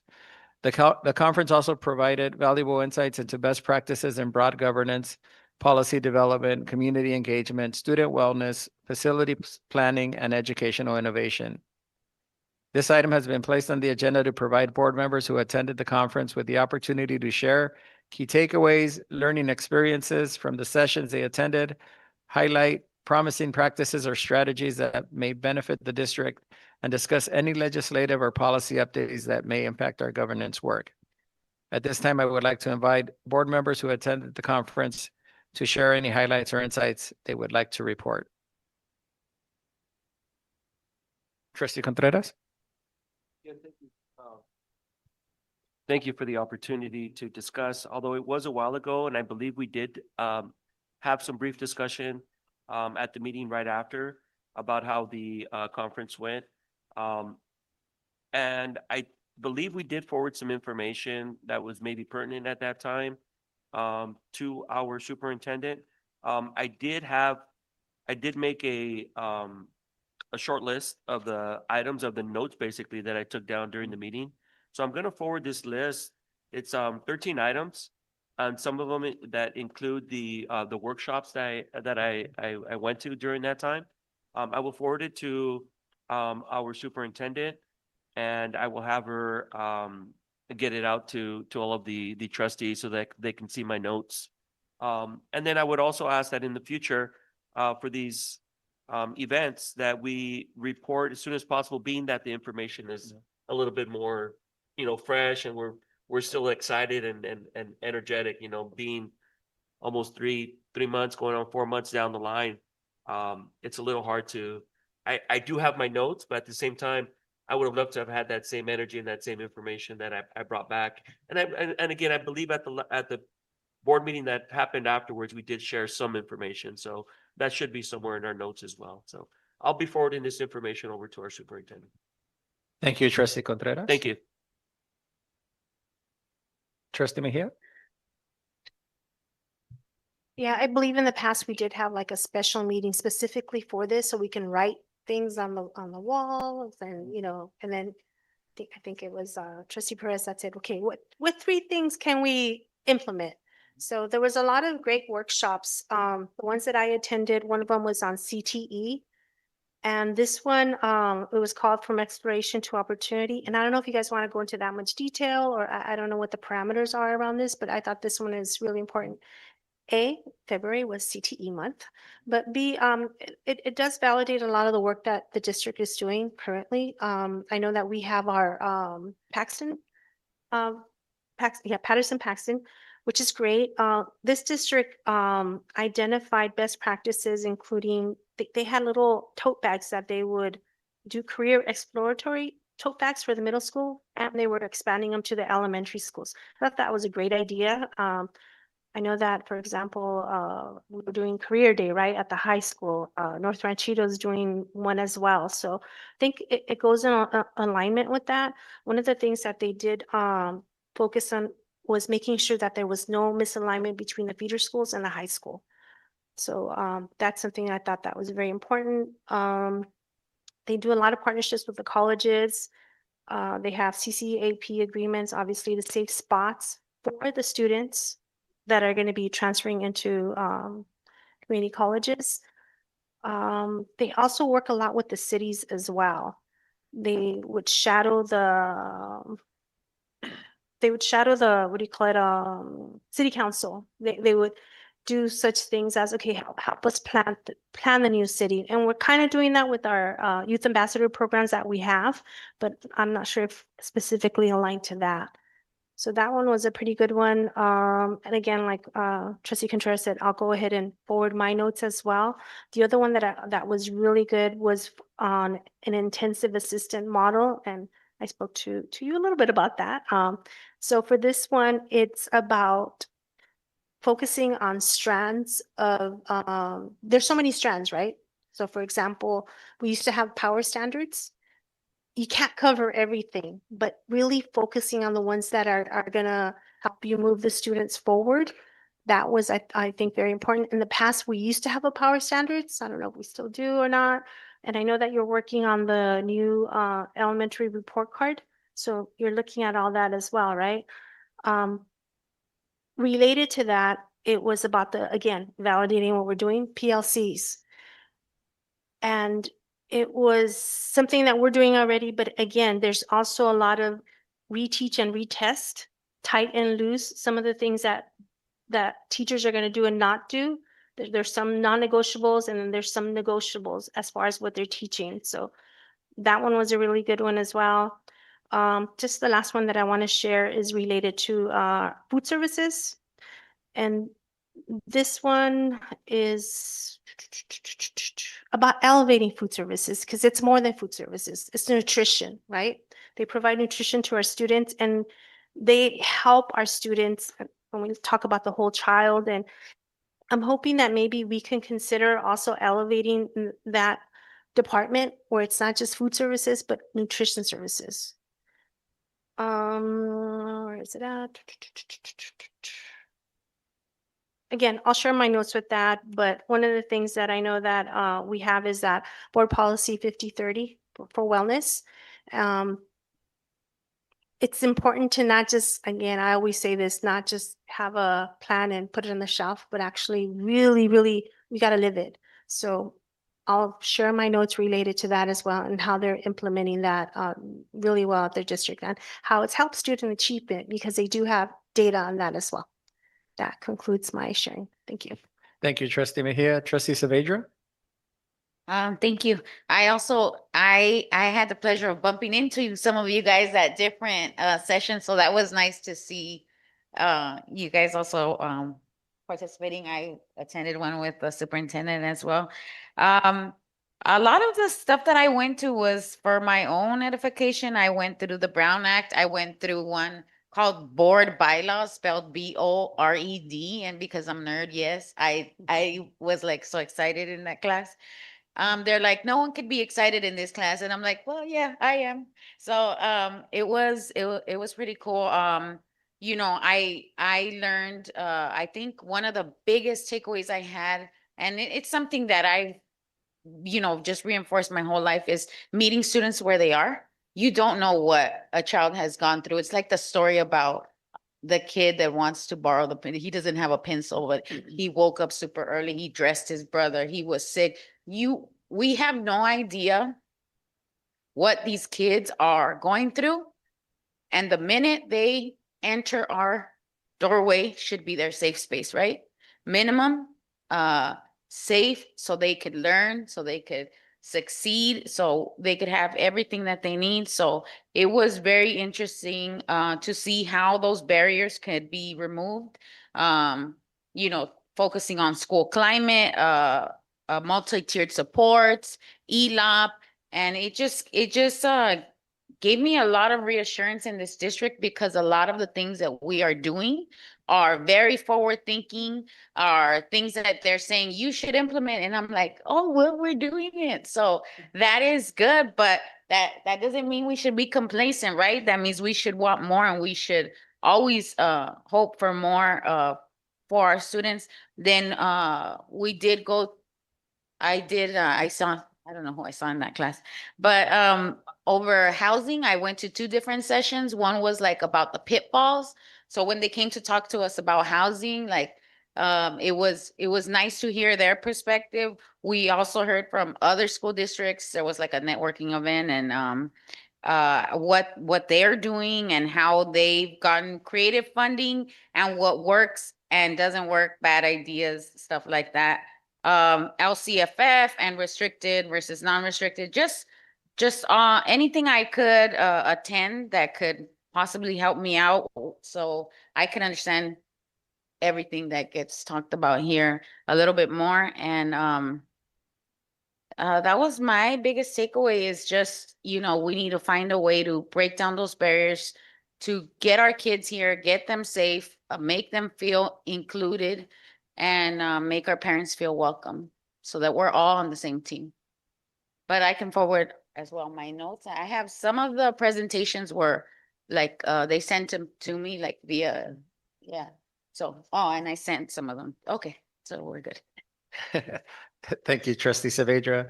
Trustee Perez, I know you didn't attend due to your leave, but do you have any comments with respect to the conference at all?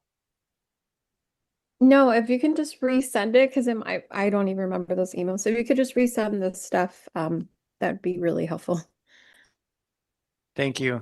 For myself, I think the conference is time well spent for us as a governance team, including our superintendent. And you get to connect with your colleagues, not only from the county, but other counties as well. And you just learn by conversation, which I think is great. And I know in the past we've tried to submit our own workshop, so to speak. And I think that's something we should strive for because we have a lot of great things to share. I spend a lot of time on the mental health track, which that's just where I'm always drawn to and see how other districts support their students from the mental health standpoint. But I feel like we are headed in the right direction in supporting our students from my mental health standpoint. My biggest takeaway, and I think you alluded to this, Trustee Saavedra, is utilizing after-school funds to support our students in the extension into the after-school time. And we did sit in a session with Michael Funk, who heads up expanded learning, and a district who figured it out. And there are some after-school providers that have case managers that have mental health support and are utilizing ELOP dollars to support that, or other state grant-funded dollars, which I think if we're able to bridge the regular school time into the after-school time to continue that support, to me was like, wow, the money's there to do it. How do we massage it to continue to provide that support beyond the regular school day? Because our kids still need it, right? They still need it. They're still, just because they leave school day and they're still challenged with things that need support. So I too will send my notes and presentations that I received, and yes, I really enjoyed this past year's conference. Are there any other comments or items? Superintendent, would you like to share? I was along the same path as both of you. I always, go for, obviously the areas that I have worked in for so many years, just to see and compare to, what is it that we're doing and what are others doing, especially it's not just local, but what is everybody doing across the nation? It was nice to hear, and I think I'd shared this with you all there when I was there, that we're on the right path. I mean, absolutely no complacency. And I know that there are always, education's always changing. Our families or students are always changing. We need to make sure that we stay on top of those things. We need to make sure that we continue to support our students, but provide them with those opportunities because, the world is constantly changing and we want to make sure that we prepare our kids to succeed and that we give them those opportunities while we can and that they're here in our district. But it was really nice to hear that, we were doing just as much or more than some of the presentations that we had there. Yes, after school is very important. How can we leverage those dollars so that we do have that support after school that would mirror what we're doing for them during the school day? Thank you. Didn't want to make it. Thank you. Trustee Contreras? Yes. Yes, on that, I know it's been mentioned in the past. We do go to these presentations and these breakout sessions and we always say, well, we're doing this too. Or, hey, we got something that's even better. We have a great adult school or program that's, where we're doing great things. And I know it's been mentioned in the past. When is the application period for these presentations made, and how can we get El Rancho to shout out? Because then that correlates also with getting what we're doing in our district out there and bringing more students into our district as well, and adult students as well. That's a great idea. I don't know. I'm going to find out because absolutely, I think we can get us at least 2 free tickets into the into the event. And Jasmine's telling me no, but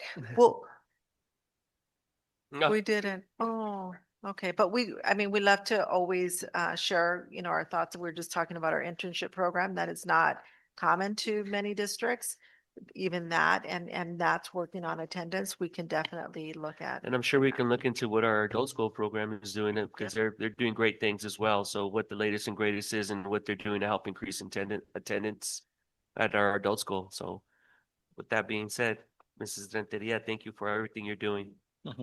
Thank you, Trustee LaFarga. Thank you, Trustee Mejia.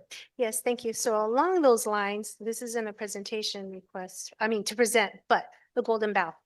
So for the Golden Bell, we should even review that as well to see who won. We weren't able to attend because we could have attended because we validated schools, Trustee Saavedra and myself, However, due to time constraints, we weren't able to attend to see all the great programs. We have great programs too.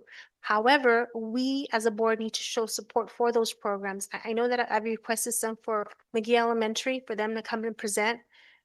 Once you have that documented, our application will be stronger because it shows board support. Doing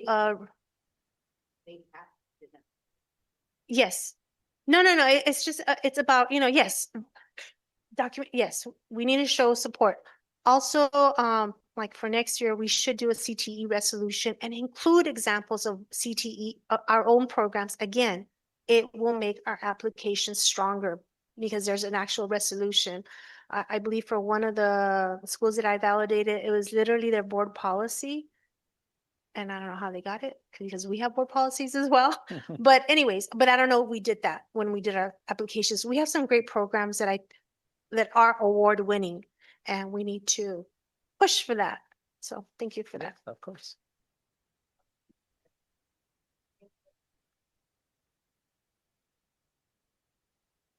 If Ms. Delgado and the board supports it, I already let my department know I want us to apply under UDL because we've been working with UDL for 6 years and we have 100% of our staff trained. So I think, and from everything that we've been hearing with the new teaching standards, with the new teacher and education programs, everybody that's come into our district is really blown away by how far ahead we are in terms of UDL implementation. All right. We got a plan. Can I ask you a question? Yes, of course. Sorry, Ms. Chavez, sorry, new teaching standards? What is that, like literally new academic standards or just like No, expectations? there's brand new teaching standards that were released 2024. We just did a crosswalk with our principals last week, and then Ms. Heather Redding had a session this past Saturday, and we'll be having one, Mr. Matthews, this Saturday or next Saturday? Next Saturday with a group of teachers that volunteered to start looking at how to implement these. So the standards have shifted.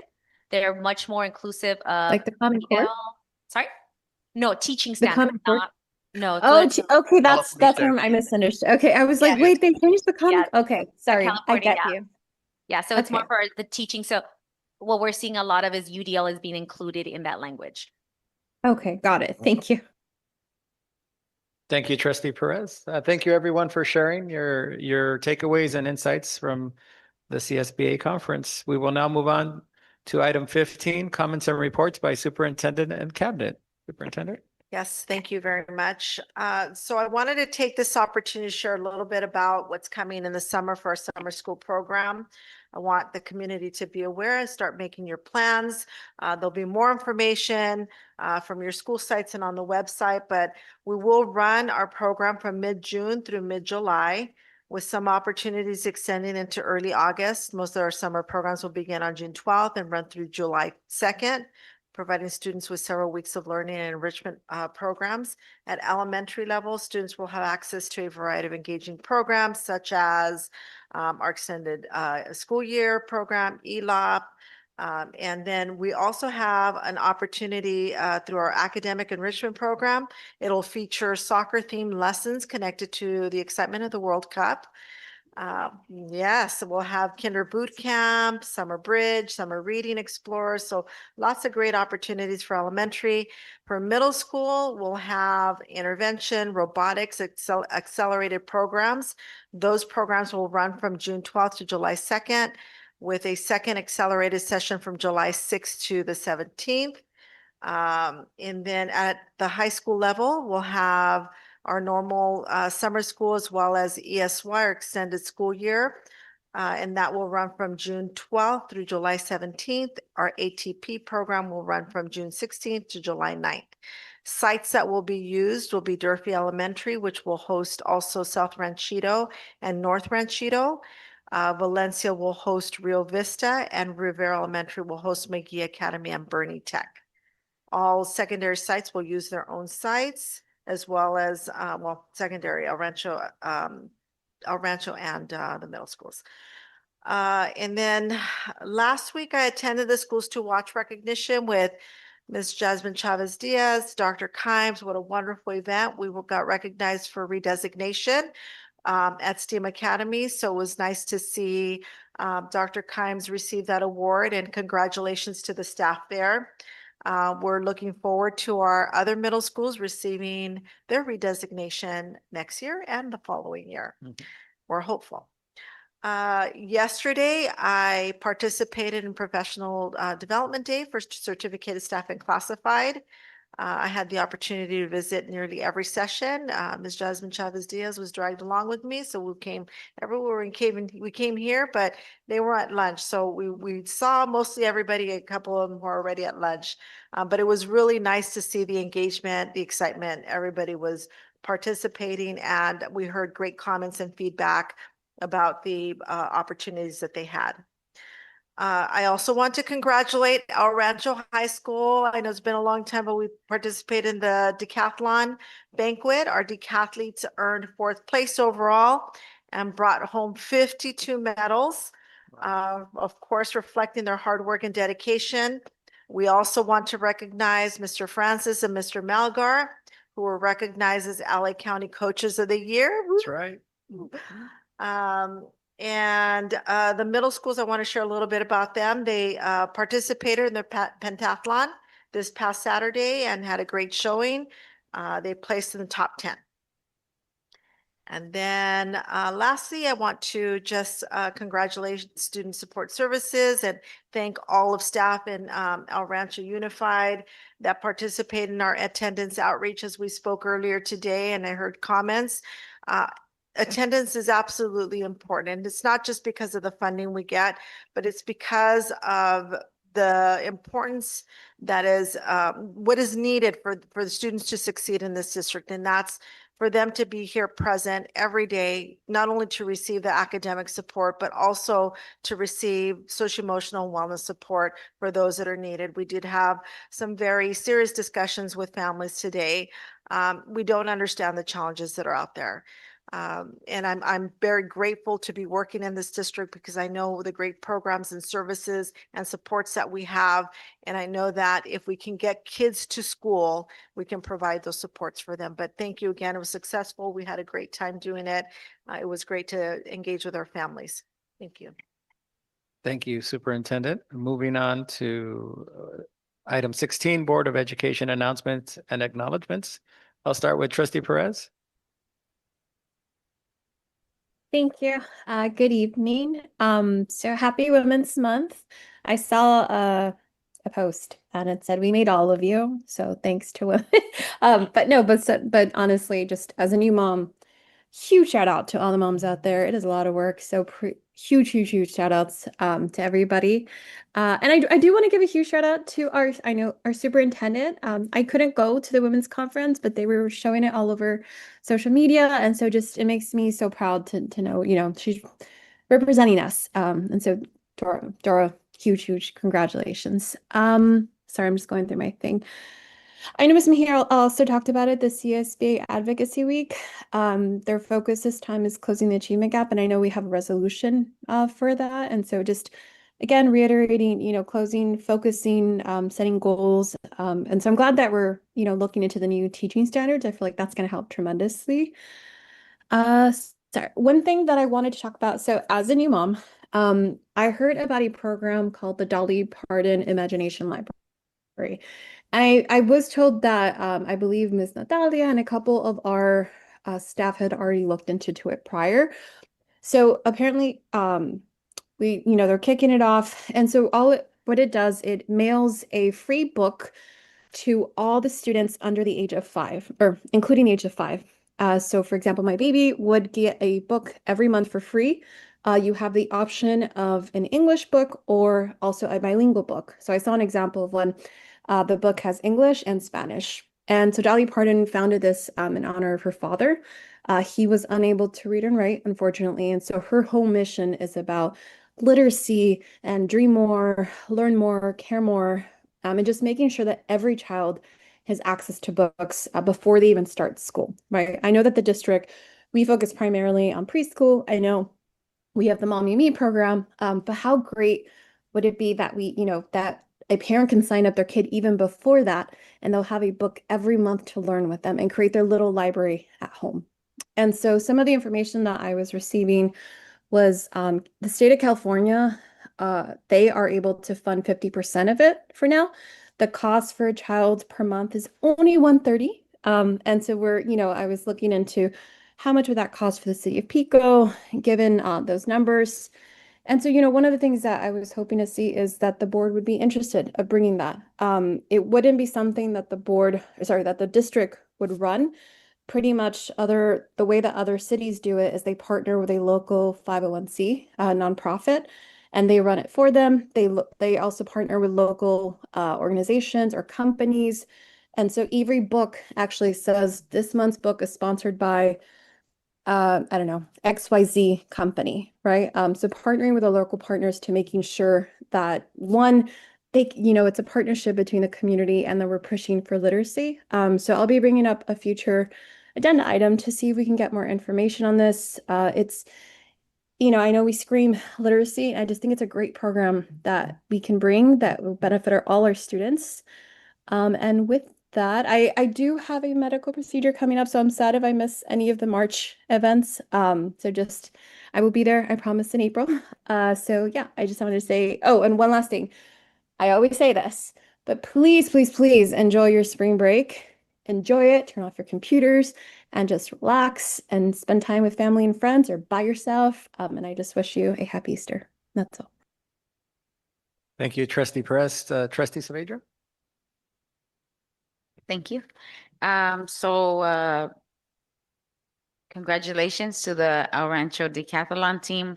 That was amazing. I want to say thank you. I got to attend. I got to put the medal on one of the kids, and I was just like so taken aback. Like it was awesome. I was able to come to one of the track meets, and that was nice. I attended that LAXA meeting. Thank you, Esther, for always encouraging us via Zoom. And I did attend the South Ranchito, one of the PK classes, and the parents were really thankful for me just stopping by. It was really nice. They were all really beautiful school. I went to the LCAP meeting as well, and I sat in that first session. The state of the schools was awesome. I got so much positive feedback after from just different community members, parents, just like, wow, everything that's going on. You guys did a great job. So thank you. Thank you to everybody that put in their time to put that together. I did participate at Career Day for El Rancho. I think this is like my 8th year. McGee Read Across America was awesome. I want to adopt all of those kids in the classroom that I read to. They were so nice. I was at the North Ranchito, the Read Day, and I was there for the little library ribbon cutting, so that was nice. The volleyball fundraiser at Canes, so don't forget to support your local teams, guys, when you can. I went to the Women's Empowerment Luncheon and I saw a lot of the high school students. We took a picture, right? And it was so nice to see them there. And I was feeling under the weather, but the only reason I went and I was late was because the day prior, I saw a student and she said, "Miss, are you going to the empowerment luncheon?" And I said, "Yes." She's like, "I knew you would be going to that." And she's like, oh, she said she was kind of nervous. Like, I said, "Don't worry, it's gonna be fine. Like, I'll see you there. Like, at least you'll know people." And she was like, "Yeah, yeah." So I was like, very close to not going. And then I said, "No, I did tell that student. So that student is listening. I went there because of you." So, I attended a few Zoom webinars from CSBA and LACO. And I was at the LA Marathon on Sunday, and man, I had never attended the LA Marathon. Obviously I've never ran the LA Marathon, but I never attended there. And just to see the grit and the determination, I think that these people had, they're average people, they're workers, there's moms, there's dads, but they're doing extraordinary things. And it's just amazing to watch. And it's a good reinforcement to our students that, look, that could be you one day, right? So we did have I shout out to a former Bernie Bulldog, Aiden Flores, who ran the LA Marathon, to his mom, Miss Flores, who also ran, to one of our Don parents, Mr. Cabrera, and to one of my friends that also ran, former Don parent and Miss Luevano, and it's just amazing to see those people. I'm gonna end with this. March is Developmental Disability Awareness Month. So this year's theme is We're Here, Then, Now, and Always. And it focuses on encouraging inclusion, celebrating the contributions of people with disabilities, and of course, like always, helping to combat the stigma. So what can we do? We can educate, we can advocate, and that is my 3 minutes. So thank you all very much. Thank you, Trustee Saavedra. Trustee Mejia? Thank you. So I also attended the academic decathlon, and I just want to wish them the best at state, fourth in the county, Division I, and I think a school record for points as well. So just amazing, and it was so happy. I was so happy to see both Mr. Francis and Mr. Melgar get that award. So well deserved. Amazing. I did attend the LAXTA meeting as well. It was on AI and again, defending Prop 98, hoping that my colleagues can attend the next one. The state of the district, I'd have to say, hands down, it's the best yet. There was just so much positive energy. Not that in the past it hasn't been, but it just keeps getting better all the time. Heard the speech from one of our decathletes. So that was amazing speech, very well, spoken, and even our ASB students as well. When they were at the tables, they just had so much to give, and it's just beautiful. The beautiful centerpieces, hands down, early education, you had the best one. If I could give you a prize, I would. Just want to say congratulations also to Ms. Soto Delgado for her participation in the women's empowerment. You represented us so well. It was great. Thank you so much. Thank you so much. I do want to thank Tri-Cities for sponsoring our 10 students that attended. So I just want to say thank you to Tri-Cities RP for making it happen, and hopefully they can do that again next year. I attended the Read Across America at McGee. I read with Ms. Magallanes' class. The book was The Reflection in Me for third grade. It was a really good book. I hadn't read it before, and it was really touching. Want to commend leadership, student leadership at McGee, because they were great. Oh my goodness. I want to recognize Penelope and Abby, who led me around and gave me the tour. Also had the opportunity to read at Valencia, Miss Cuellar's kinder class. My famous, well, it wasn't this one. It's not the cat, but they're all cute, and the kids were really into it. It was the button book, and they loved it. I want to congratulate North Ranchito on their little library, and I hope to visit it Thursday because I wasn't able to attend the ribbon cutting, and also congratulate them on their 25th career day that's coming up. I was able to attend the Kiwanis Key Club takeover with Miss Biani Lafarga, who ran an excellent meeting. The apple doesn't fall far from the tree. She did amazing. And I just want to urge our community members to please consider joining the Pico Rivera Kiwanis, because kids need Kiwanis. I do have a PSA. There is a one book, one coast for the LA County Public Library. This book is going to be They Called Us Enemy by George Takei.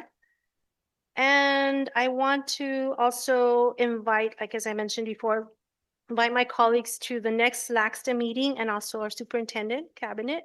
You're able to attend as well. It's going to be at PCC, and it's the topic's going to be dual enrollment. I know that we're doing really well with dual enrollment, so I'll be bragging when the time comes, but it's always good to see what other districts are doing. Lastly, it is Art Month. I look forward to attending the band night tomorrow, and I'm just really happy that we have Prop 28, because I see a lot of great items on our agenda that, continues to promote the arts. That concludes my report. Thank you. Thank you, Trustee Mejia. Trustee Contreras? I'm going to continue bragging about our academic decathlon, and it was I spoke to the coaches, and they were so proud, and so are we. But they did make mention that had we competed in any other county, we would have definitely taken first place. It says a lot about our kids. It says a lot about our academic decathlon program. They're doing great things every year. They get better and better and better. So I want to make sure that we congratulate them properly. I know we're gonna recognize them in the near future. And it's also worth noting that we were the only Latino school within those top, 4 or 5 representing. So we should be extra proud of our kids. They did a great job. Did also attend my old school at McGee, the Read Across America. It's always a pleasure going back to McGee, looking at my own stomping grounds where I used to always get in trouble. And Mr. Albarca, he's just, kudos to him for always setting this up and doing great things. He did once again another great job. The students were awesome, very cordial, very well mannered. I just want to say thank you to everybody that helped put that program together. And I did also have the opportunity to speak to him as far as the possibility, and I want to bring this up for a future item to look into. He has a great production program there, as we all know. He runs an excellent production program. Unfortunately, and I have made mention of this in the past, most of those kids that graduate from McGee, they usually end up going to Burke, STEAM, as some people may know it. It's always going to be Burke, exactly. And the program is not offered there. And I know El Rancho's doing some great things. I enjoy watching their Dawn weekly videos that they put out. I have a laugh watching that. They do great things at the high school, but I want to see, and maybe I'll bring this up now if I can get consensus from my fellow board members to look into the possibility of pursuing the production program from the elementary level, working to the junior high school level and through the high school level. As I have stated in the past, we're living in the second biggest production or news city in the world, and as a district, we don't take advantage of preparing our kids. And Mr. Albarca, I believe, is doing an excellent above and beyond job at doing so, but we're not reinforcing what he's doing at the higher levels. And I think it'd be worth our while. Again, we're talking about retaining our kids. I think it'd be worth our while to look into what the possibilities are of having such a program going through from the elementary level into our junior highs and into our both of our high schools. So I think that's something that we need to definitely look into. So just so that I don't go too much into that, Pico Fast Pitch, I want to congratulate them on a great opening day. Good luck to all the softball players. Smith Park is having their opening day on the 14th. So good luck to them. The band concert that was mentioned is tomorrow. I'm looking forward to that one. It was a great event last year. Speaking of, inviting our younger students to the high school, I think it's going to be once again jam-packed. It's going to be awesome. Mr. Rush is doing great things. So I'm looking forward to going to that tomorrow. On that note, I want to thank the Dons of Distinction, in particular, Mr. Frank Cano, presented a check to Mr. Rush and the band booster yesterday. I believe it was a $5,000 check for funds raised. So he's working in collaboration with Mr. Rush. Dons of Distinction, so we all know there's a bunch of graduates, El Rancho High School graduates from back in the 60s, 70s, and 80s. They're doing great things for our high school, for our band program. And as we've seen that program grow from 30 to 60 to now 100, right, of what the bands of old, of the 80s and the 90s used to be. And that along brings the drill teams, the song, the dance, and the flags. It's just a great program. Great things are happening. And again, talking about retaining our kids, building these programs. So thank you for that. April 11th, I know we won't be here until after that day. El Rancho Track is hosting a invitational on that day. So I'm looking forward to seeing what comes out of that. I know our coaches are very excited. And I hope it's a huge event and it turns out to be a great first of many invitationals that are coming. I do have a suggestion or recommendation just because of parking and because we're going to be hosting a huge invitational that we may look into opening up Salazar parking, the grass area for possible parking, additional parking for that event, because it's going to be huge. And, you know, along with the buses, the kids, the schools come, the parents, the ninas, the uncles, the tios, the tias. And so I know there's going to be a great need for parking during that time. Key Club made mention of it. They are selling See's candies right now. So I know it went out through the parent portal, I believe. So I purchased some candies. I took advantage. The wifey's birthday's coming up, so I killed two birds with one stone right there. So they are selling See's candies. It is very comparable to what the pricing is if you go to a C store. So, and we're helping our Key Club members, right? So Key Club, awesome. I think that's all I have. I would like to close in memory of Mr. Tom Heidenberg, who was one of my teachers back in grade school.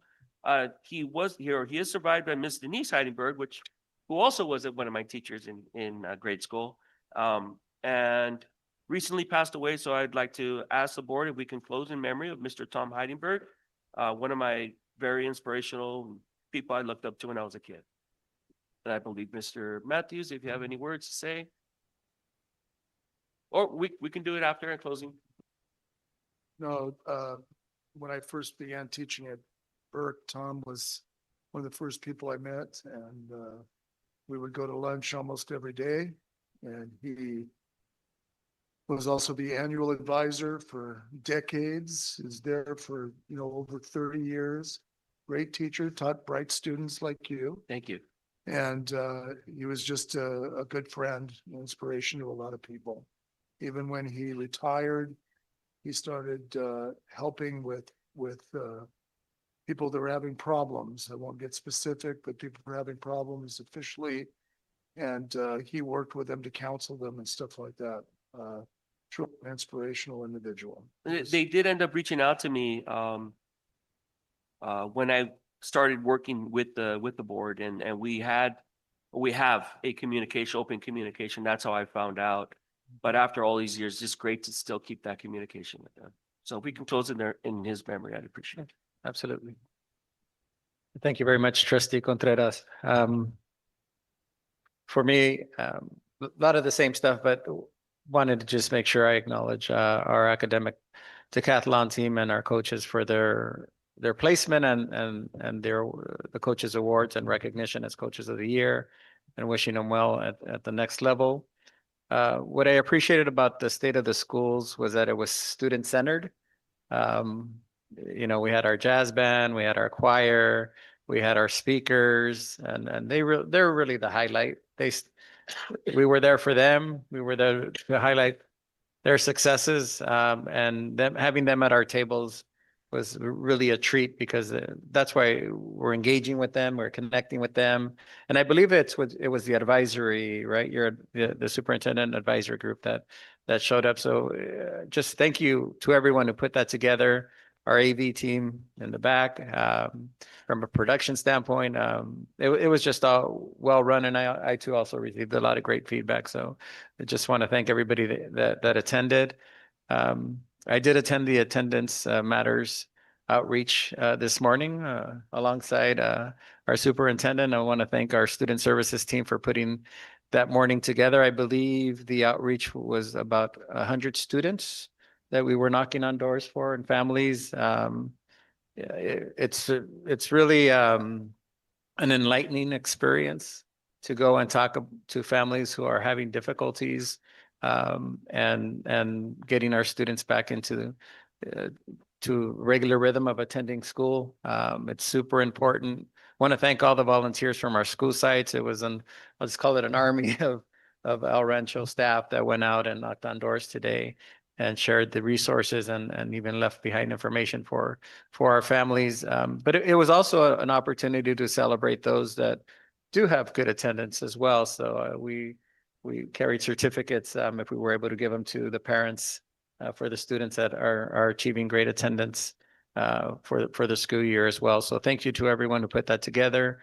I attended McGee Read Across America. Again, always, that's one of my favorite on-site school events. It's just a great production, everything's smooth, engaging with the students, the chaperoning and all that. And it was just kind of nice because they also fundraise out of it. They had Smart and Final present them a $5,000 check, which, pays for everything basically.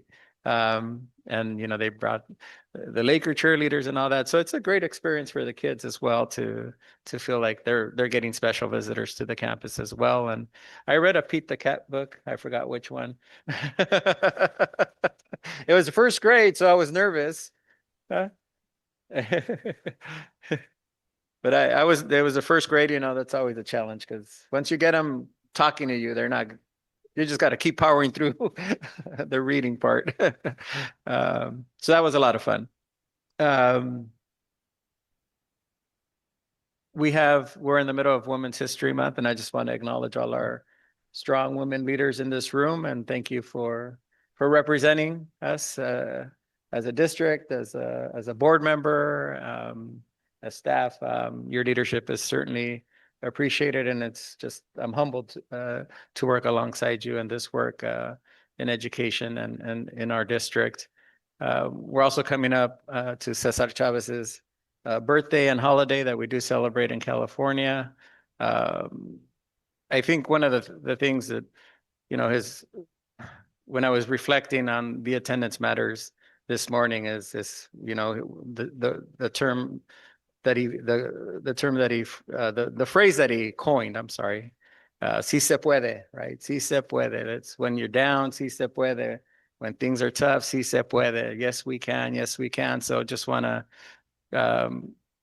hold that phrase and offer it, when we're all experiencing anything that is keeping us back, si se puede. Want to make sure that you enjoy your spring break as well and get some respite and relax. Hopefully you can get some time away as well. Want to wish my colleague who just celebrated a birthday, happy birthday to our trustee Mejia. You're welcome. And then along the lines of hosting track meets, the first official track meet is this Thursday against La Serna, our nemesis. But yeah. So that's. I know we've had a track meet, but those were kind of scrimmages, so to speak. So this is our first league track meet hosting. So hopefully you all can attend. And that concludes my remarks.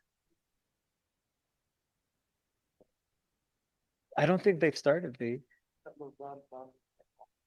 I don't know. No, I don't. Not really. I think they're just building up. Yeah. Thank you.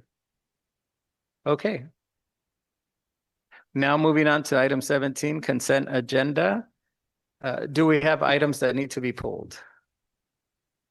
I have one. Yes. 17D3. 17D3.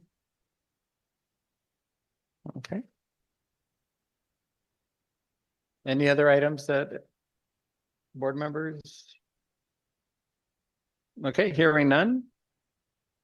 Can I have a motion to approve the consent agenda minus 7D3? So moved. Second. Okay, thank you. Roll call vote. Trustee Saavedra? Yes. Trustee Mejia? Yes. Trustee Contreras? Yes. And Trustee Perez? That there's no one in the room over the age of 18, and yes. Myself, yes. Motion passes. Now we will item 17D3. Trustee Mejia? You need a motion? Oh, can I have a motion? So moved. Second. Okay, roll call vote. No, I'm sorry, discussion. getting ahead of myself. Trustee worries. Mejia? Just wanted to bring this one up, so we can possibly consider, a device for the secondary that's able to handle Microsoft Office. I know you could do Microsoft Office on a web browser, but, and I know we use Google Docs a lot, but once you go out into the workforce, there's a lot of people that are using Office, so just, I'm hoping that at some point we could also invest in some devices that are capable of doing that. So we actually weren't sure exactly what the question is going to be. This is the Chromebook that our kids typically get. This is what they're going to get up to elementary. This is the new one that we are using, which has bigger capability, has just some better features. It can double as a touchpad. It can also double device. It has a keyboard. But part of it is that we're trying to work our way up to a more robust system. So we're hoping to do this. This will be 6th grade and up. And then we're working towards having that higher capability, especially for some of our like our digital arts classes where they need those kind of programs. But this is an upgrade from this, this is still very much appropriate for our elementary kids. And we don't want them with a detachable keyboard like this one yet. But this is moving in that direction. Excellent. I just wanted to have that conversation and to see where we were at. So thank you. I appreciate you bringing a sample. She was ready. Right now, so I That was all. Thank you, Trustee Mejia. Any other comments around this item? All right, fancy. Okay, we'll take it to a vote for approval. Trustee Saavedra, Trustee Mejia, Yes. Trustee Contreras. Yes. And Trustee Perez. No one over the age of 18, yes. Great. Motion by myself, yes. Motion passes. I'm okay. Thank you. All right, let me flip pages here. We are now under item 18. And new business action items, 18A, Superintendent's Office, item 1, 2026 California School Boards Association CSBA Delegate Assembly Election, selection from corrected ballot. The board is requested to vote for persons to fill these seats from the corrected list of candidates, which has 6 available seats. The nominees are John Contreras, El Rancho Unified School District, Esther Mejia, El Rancho Unified School District, Tyrone Conde, Downey Unified School District, Andrew Lackman, Culver City Unified School District, Alicia Mignano, Santa Monica Malibu Unified School District, and Ann Phillips, Lawndale Elementary School District, sorry. Linda Solomon Saldana, Downey Unified School District. Are there any write-in candidates?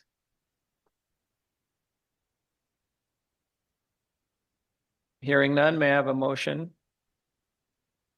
Doing to select 6. Oh, we need to select. I thought that we were 1, 2, 3, 4. Oh, the other one is a 7th one, Linda. Okay, I'll kick it off if you want. go right ahead. John Contreras, Esther Mejia, Linda Salomon Saldana, and Phillips, that's 4. Alicia Mignano, Santa Monica, she's the incumbent. That's 5. Do you know the other Downey board member? No. How about Andrew? I know Andrew. Would you recommend? Okay. Any other feedback on candidates? So just to restate, the slate that we'll be voting on, John Contreras, El Rancho Unified, Esther Mejia, El Rancho Unified, Andrew Lackman, Culver City Unified, Alicia Mignano, Santa Monica, Malibu Unified, Ann Phillips, Lawndale Elementary, and Linda Solomon Saldana, Downey Unified School District. May I have a motion to approve? So moved. Second. Any further discussion? Okay, hearing none, take it to a vote. Trustee Saavedra? Yes. Trustee Mejia? Yes. Trustee Contreras? Yes. Trustee Perez? No one in the room over the age of 18, yes. Yeah, myself, yes, motion passes. Item 18.2, adopt resolution number 17, 2025, 2026 in recognition of Women's History Month. May I have a motion to So moved. approve? Second. Any discussion? Good evening, President Lafarga, members of the board, and Superintendent Delgado. It is my honor to introduce Resolution Number 17-2025-2026, recognizing March as Women's History Month. Since 1987, our nation has set aside this month to reflect on the often overlooked contributions of women to to United States history, from pioneers like Abigail Adams and Susan B. Anthony to leaders like Rosa Parks. This resolution is about more than just a place on the calendar. It is about the young women sitting in our classrooms today across Pico Rivera. When we talk about the pioneers who paved the way, we are talking about the foundation upon which our students build their dreams. In our district, we see this spirit of achievement every day. In our elementary and middle schools, where our girls are already proving that they are the next generation of leaders in science, math, and the arts. In our high school, where our female student athletes and scholars are breaking barriers and preparing to enter a workforce that they now represent nearly half of. Through our dedicated educators, the many women in this district who serve as mentors, helping our students navigate and overcome the systematic barriers that still exist today.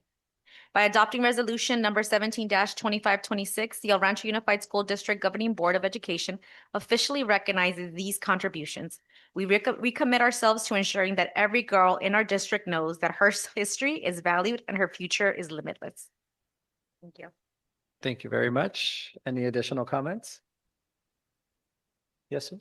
Yes, and in recognition of the Women's History Month and specifically the women in our district, I do want to recognize my sister who has been in the district for 33 years, I believe now, all in the classroom at North Ranchito, and the work that she does and that she keeps on doing, going above and beyond with her folklorico, staying after school. A lot of times putting in a lot of her personal time. I know every teacher does that, and I appreciate them for what they do, for what our teachers do. So I just want to recognize her and say I really appreciate what she does for the kids in our district. Thank you, Trustee Contreras. We'll move the resolution to a vote. Trustee Saavedra? Trustee Mejia? Yes. Trustee Contreras? Absolutely. Trustee Perez? No one in the room over 18, yes. Thank you, and myself, yes, motion passes. We do need to extend our meeting, so it is 9:33. I'll just go ahead and make a motion to extend our meeting to 10:30. Second. Thank you. Roll call vote. Trustee Saavedra? Trustee Mejia? Yes. Trustee Contreras? Yes. Trustee Perez? No one in the room over 18, yes. And myself, yes. Okay, we continue. Item 18.3, adopt resolution number 18, 2025, 2026 in recognition of Cesar Chavez Day. May I have a motion? So moved. Second. Thank you. Discussion? Mr. Dean Cochran? Yes, thank you. Today, we want to recognize and honor the life and the enduring mission of Cesar Chavez. Celebrated annually on March 31st, Cesar Chavez Day recognizes his remarkable achievements as a civil rights and labor activist who dedicated his life to improving the lives of farm workers. Cesar Chavez co-founded the United Farm Workers Union and led historic action for the rights of agricultural workers. We recognize him not only just as a labor leader, but as a moral compass for our nation. By organizing for better wages, safer working conditions, and a basic human dignity, Cesar Chavez gave a voice and brought identity to the marginalized workers in the fields. Adopting this resolution today, we celebrate his legacy and we recommit ourselves to the values he lived by: service to others, sacrifice, and a deep-rooted belief in the power of community. Thank you, Mr. Cochran. Any additional comments? Yes, Trustee Contreras? Yes, and just speaking of the Women's History Month, there is no Cesar Chavez without mentioning Dolores Huerta. And just a little correction, she's the one that helped coin the phrase of Si se puede. Yeah. So the credit should go to Miss Huerta. So just not to take anything away from Mr. Chavez, he's awesome, and yes, absolutely. But because we are talking about Women's History Month, Just little history there. Thank you, sir. Thank you for the correction. And I believe she's still out and about, just going through it, you know. I hear she still gets on the bus and does her daily routine, and you know, she's still advocating, right? I saw her recently in the news, so but again, not to take away. Oh, no, I'm good. I'm Mr. good. Chavez. But no, just point of personal privilege, because she is out and about. My comadre, Vianney's godmother, is an activist in the Bay Area. She's in her 70s. Got to interview her on a personal one-on-one at a summit. So she's I don't know, she's probably 90 now. Yeah, she's 92-ish, 93 around there. And still They're still all there, man. yeah. It's going out and just still advocating and still fighting the fight. Fighting the fight. Yep. Absolutely. Okay, let's take this to a vote. Trustee Saavedra? Trustee Mejia? Yes. Trustee Contreras? I'd have to say, sí se puede. Sí se puede, absolutely. And Trustee Perez? No one in the room over 18, yes. And myself, yes. Motion passes. Item 18.4. Adopt resolution number 19/2025-2026, calling for a comprehensive state plan to close California's achievement gaps. May I have a motion? Move. Great. Discussion, Trustee Mejia, let's give you the floor. You brought this. Yes, first I just want to say thank you to my colleagues and to our superintendent for bringing us to the board. At one of our delegate meetings, Vernon Billy mentioned that we need to have urgency because the gap is not closing and we need to act like we need to do something now. There's so many mandates from the state and yet there's no accountability of the state per se. So the time is now to speak with a unified voice for our students to close that achievement gap. And this is a way to show solidarity and hold them accountable. And not just mandates, our districts need to be supported and not just dictated. So I want to thank our board for bringing this resolution forward. And if it's okay, I would like to read it. Yes, absolutely. Thank you. So this is El Rancho Unified School District Resolution number 19/2025-2026, resolution calling for a comprehensive state plan to close California's achievement gaps. Whereas California's 5.8 million public school students represent the future of our state, yet persistent achievement gaps continue to separate students by income, race, and geography. And whereas recent California Assessment of Student Performance and Progress, CASP results, California School Dashboard Outcomes and other performance indicators reveal only incremental advances in academic and school outcomes, while profound disparities between student groups remain entrenched. And whereas school districts and county offices of education work tirelessly to accelerate learning, support student well-being, and accelerate performance for all students. And whereas these local efforts occur within a state system that remains fragmented, reactive, and insufficiently accountable for its own role in supporting school districts and county offices of education, boosting overall academic achievement and advancing achievement of historically low-performing student groups. And whereas California's legislature, administration, and state agencies have implemented numerous programs aimed at improving student outcomes, yet the absence of a coherent, comprehensive state-level plan has resulted in a patchwork of disconnected initiatives rather than a unified strategy for success. And whereas California lacks a comprehensive state-level operations and support plan that clearly defines how the state will help, not dictate to local LEAs in their ongoing work to close achievement gaps. And whereas this lack of coordination and long-term vision has produced an accountability gap, a failure by state agencies and the legislature to hold themselves to the same standards of transparency, alignment, and measurable progress expected of LEAs. And whereas closing that achievement gap is not solely the responsibility of local districts and county offices of education, but a shared obligation that requires the state to define and meet its own performance goals in supporting LEAs, align funding and policy decisions, and ensure every student has the access to the resource needed to succeed.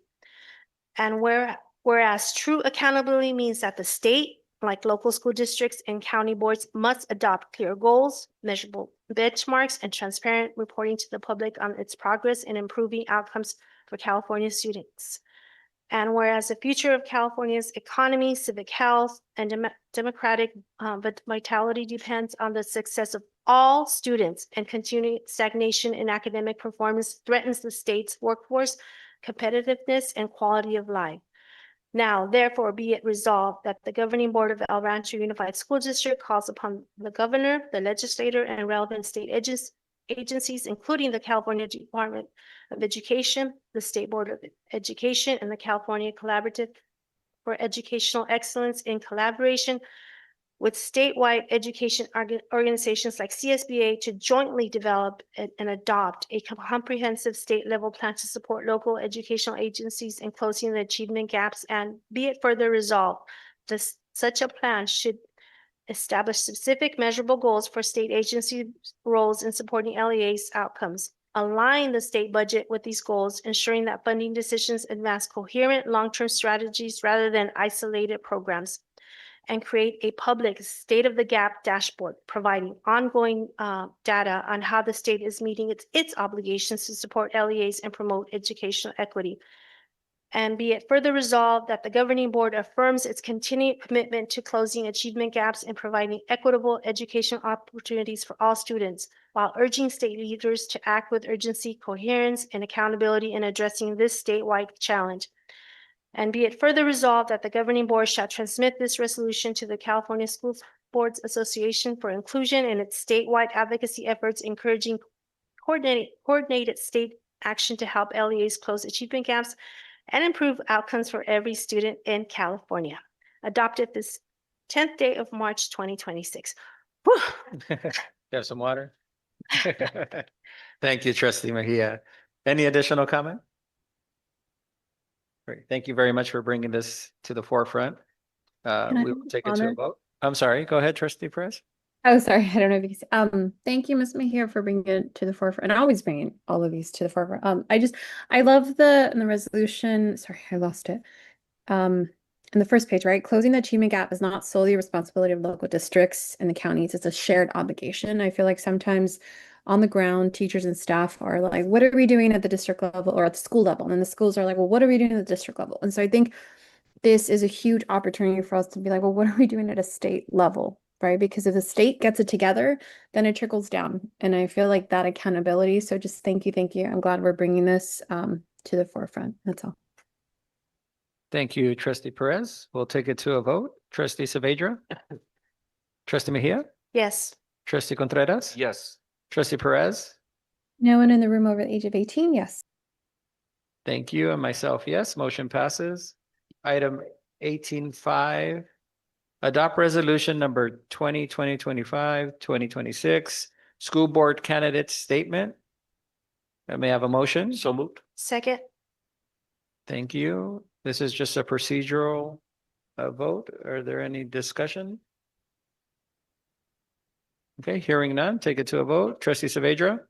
Trustee Mejia? Yes. Trustee Contreras? Yes. Trustee Perez? No one over the age of 18? Yes. Myself, yes. Motion passes. Item 18.6. Receive for second reading and adopt revised board policy 1000 concepts and roles. May I have a motion? So moved. Second. Discussion? Hearing none, take it to a vote. Trustee Saavedra? Trustee Mejia? Yes. Trustee Contreras? Yes. Trustee Perez? No one in the room over 18? Yes. Myself, yes. Motion passes. Item 18.7, receive for second reading and adopt board bylaw 9224 oath or affirmation. May I have a motion? Moved. Second. Any discussion? Hearing none, we'll take it to a vote. Trustee Saavedra? Trustee Mejia? Yes. Trustee Contreras? Yes. Trustee Perez? No one in the room over 18? Yes. Myself, yes. Motion passes. Item 18.8, receive for second reading and adopt board bylaw 9260, legal protection. May I have a motion? Moved. Second. Any discussion? Hearing none, take it to a vote. Trustee Saavedra? Trustee Mejia? Yes. Trustee Contreras? Yes. Trustee Perez? No one over the age of 18? Yes. And myself, yes. Next item, 18B, Division of Student Services, item 1. B1, receive the second reading and adopt board policy 5141.5, mental health. May I have a motion? Moved. Second. Any discussion? Just one. I think this is the one where I had suggested all, but I wanted to go by the recommendation from staff to 40. Is this the one? Yeah, so just changing it back to 40. Okay, everybody okay with that? Change, okay. We'll take it to a vote, acknowledging that change. Trustee Saavedra, trustee Mejia, Yes. trustee Contreras. Yes. Trustee Perez, No one in the room over the age of 18, yes. and myself, yes, motion passes. Item 2, B2, 18B2, receive for second reading and adopt revised board policy and administrative regulation 5145.3, non-discriminatory harassment. May I have a motion? Moved. Second. Any discussion?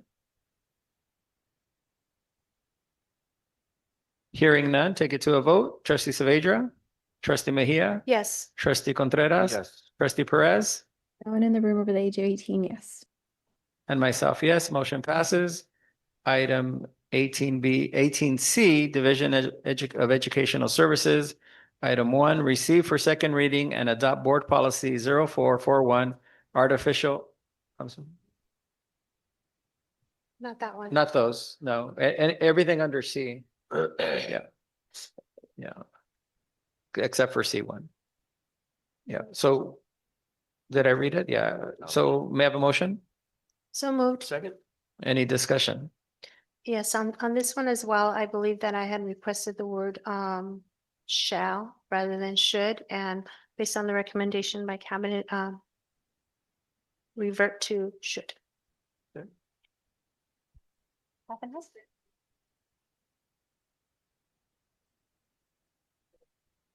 Yes. Yeah, yeah, the recommendation that cabinet picked.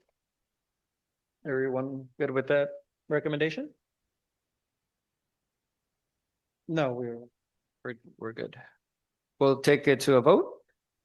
Trustee Saavedra, trustee Mejia, Yes. trustee Contreras. Yes. And trustee Perez. No one in the room over the age of 18, yes. Okay, myself, yes, motion passes. Then we have voted on all of these. Now we're on item 18D, Division of Business Services. 1, acceptance of the El Rancho Unified School District's 2024-2025 financial audit report for the fiscal year ending June 30th, 2025. May I have a motion? So moved. Second. Any discussion? Hearing none, we'll take it to a vote. Trustee Saavedra, trustee Mejia, Yes. trustee Contreras. Yes. Trustee Perez. No one in the room over the age of 18, yes. Great, and myself, yes, motion passes. Item 19, recommendations for future agenda items. We'll start with trustee Saavedra.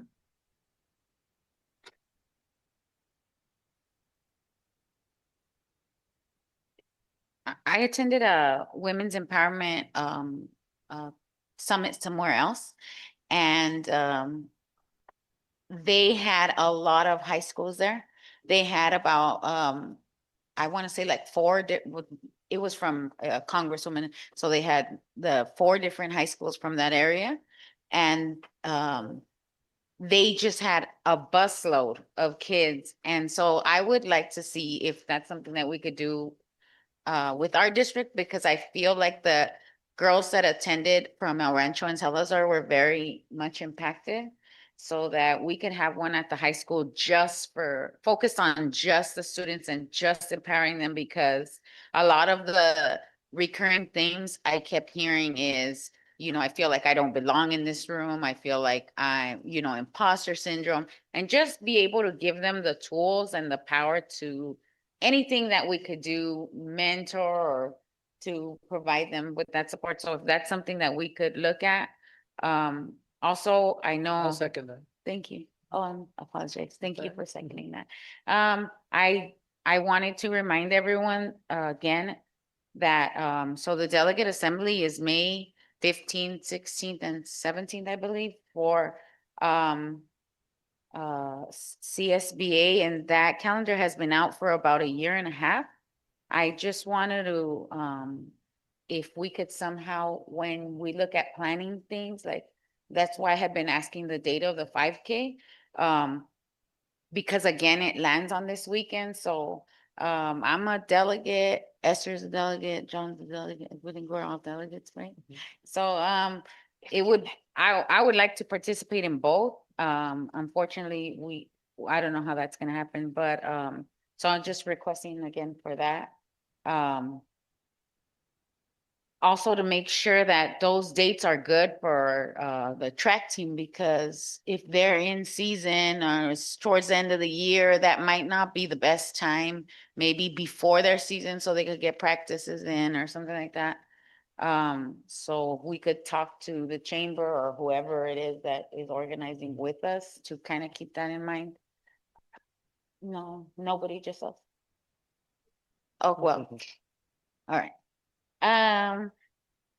So, and I would like to again request if we could, give an award or, recognition, to the construction, kids that built all the little libraries, and Mr. Jenrick. Oh, can I get a second? Second. Thank you. And that's what I have right now.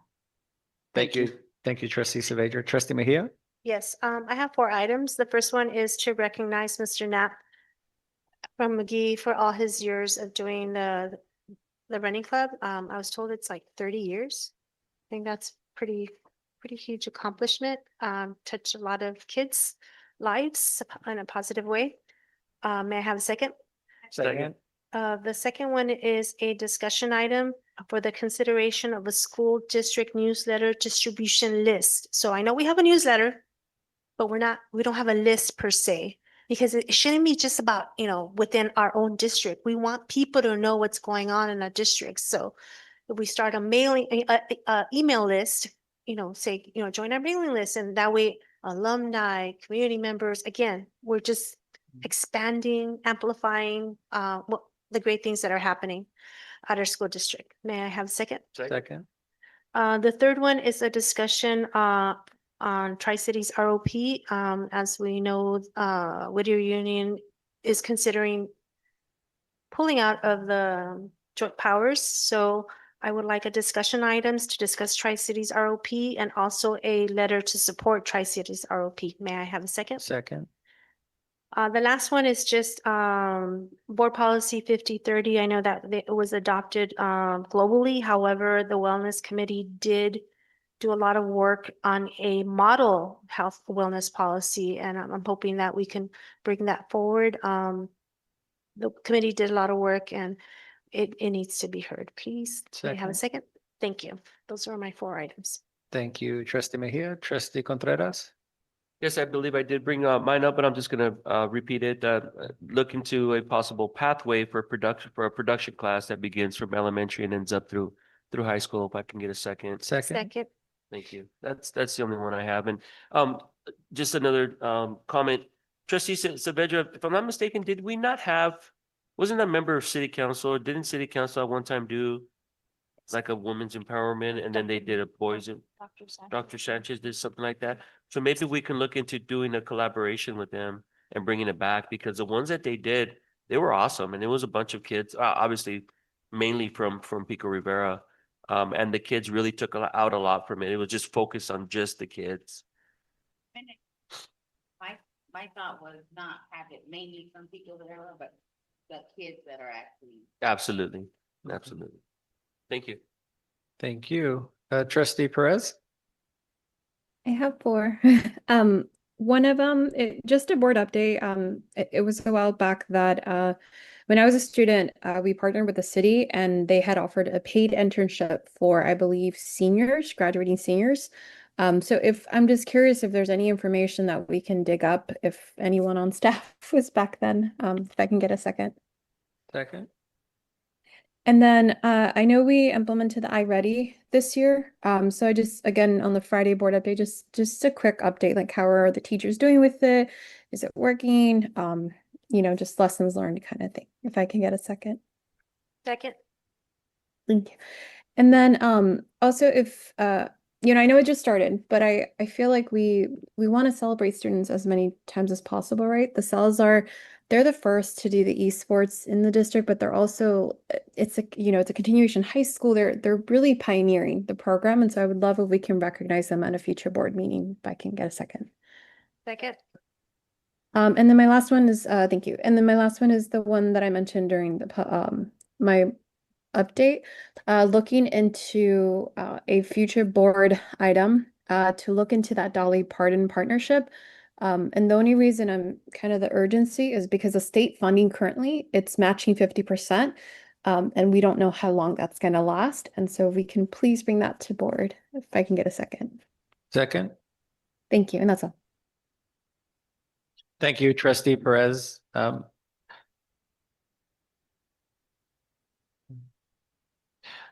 don't have items for future agendas, but just a request for follow-up on the two speakers. The request for a meeting, and see if that's if something we want to pursue.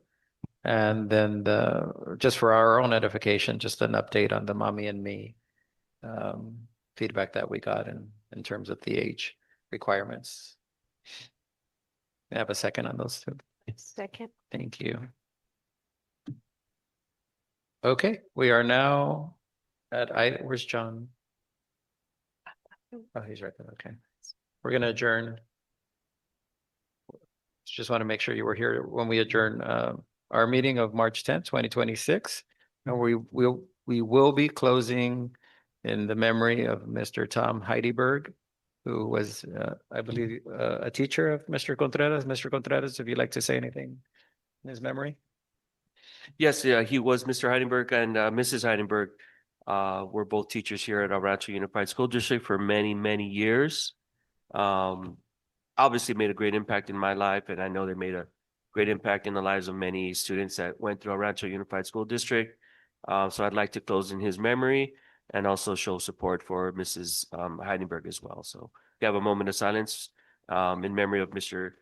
Tom Heidenberg.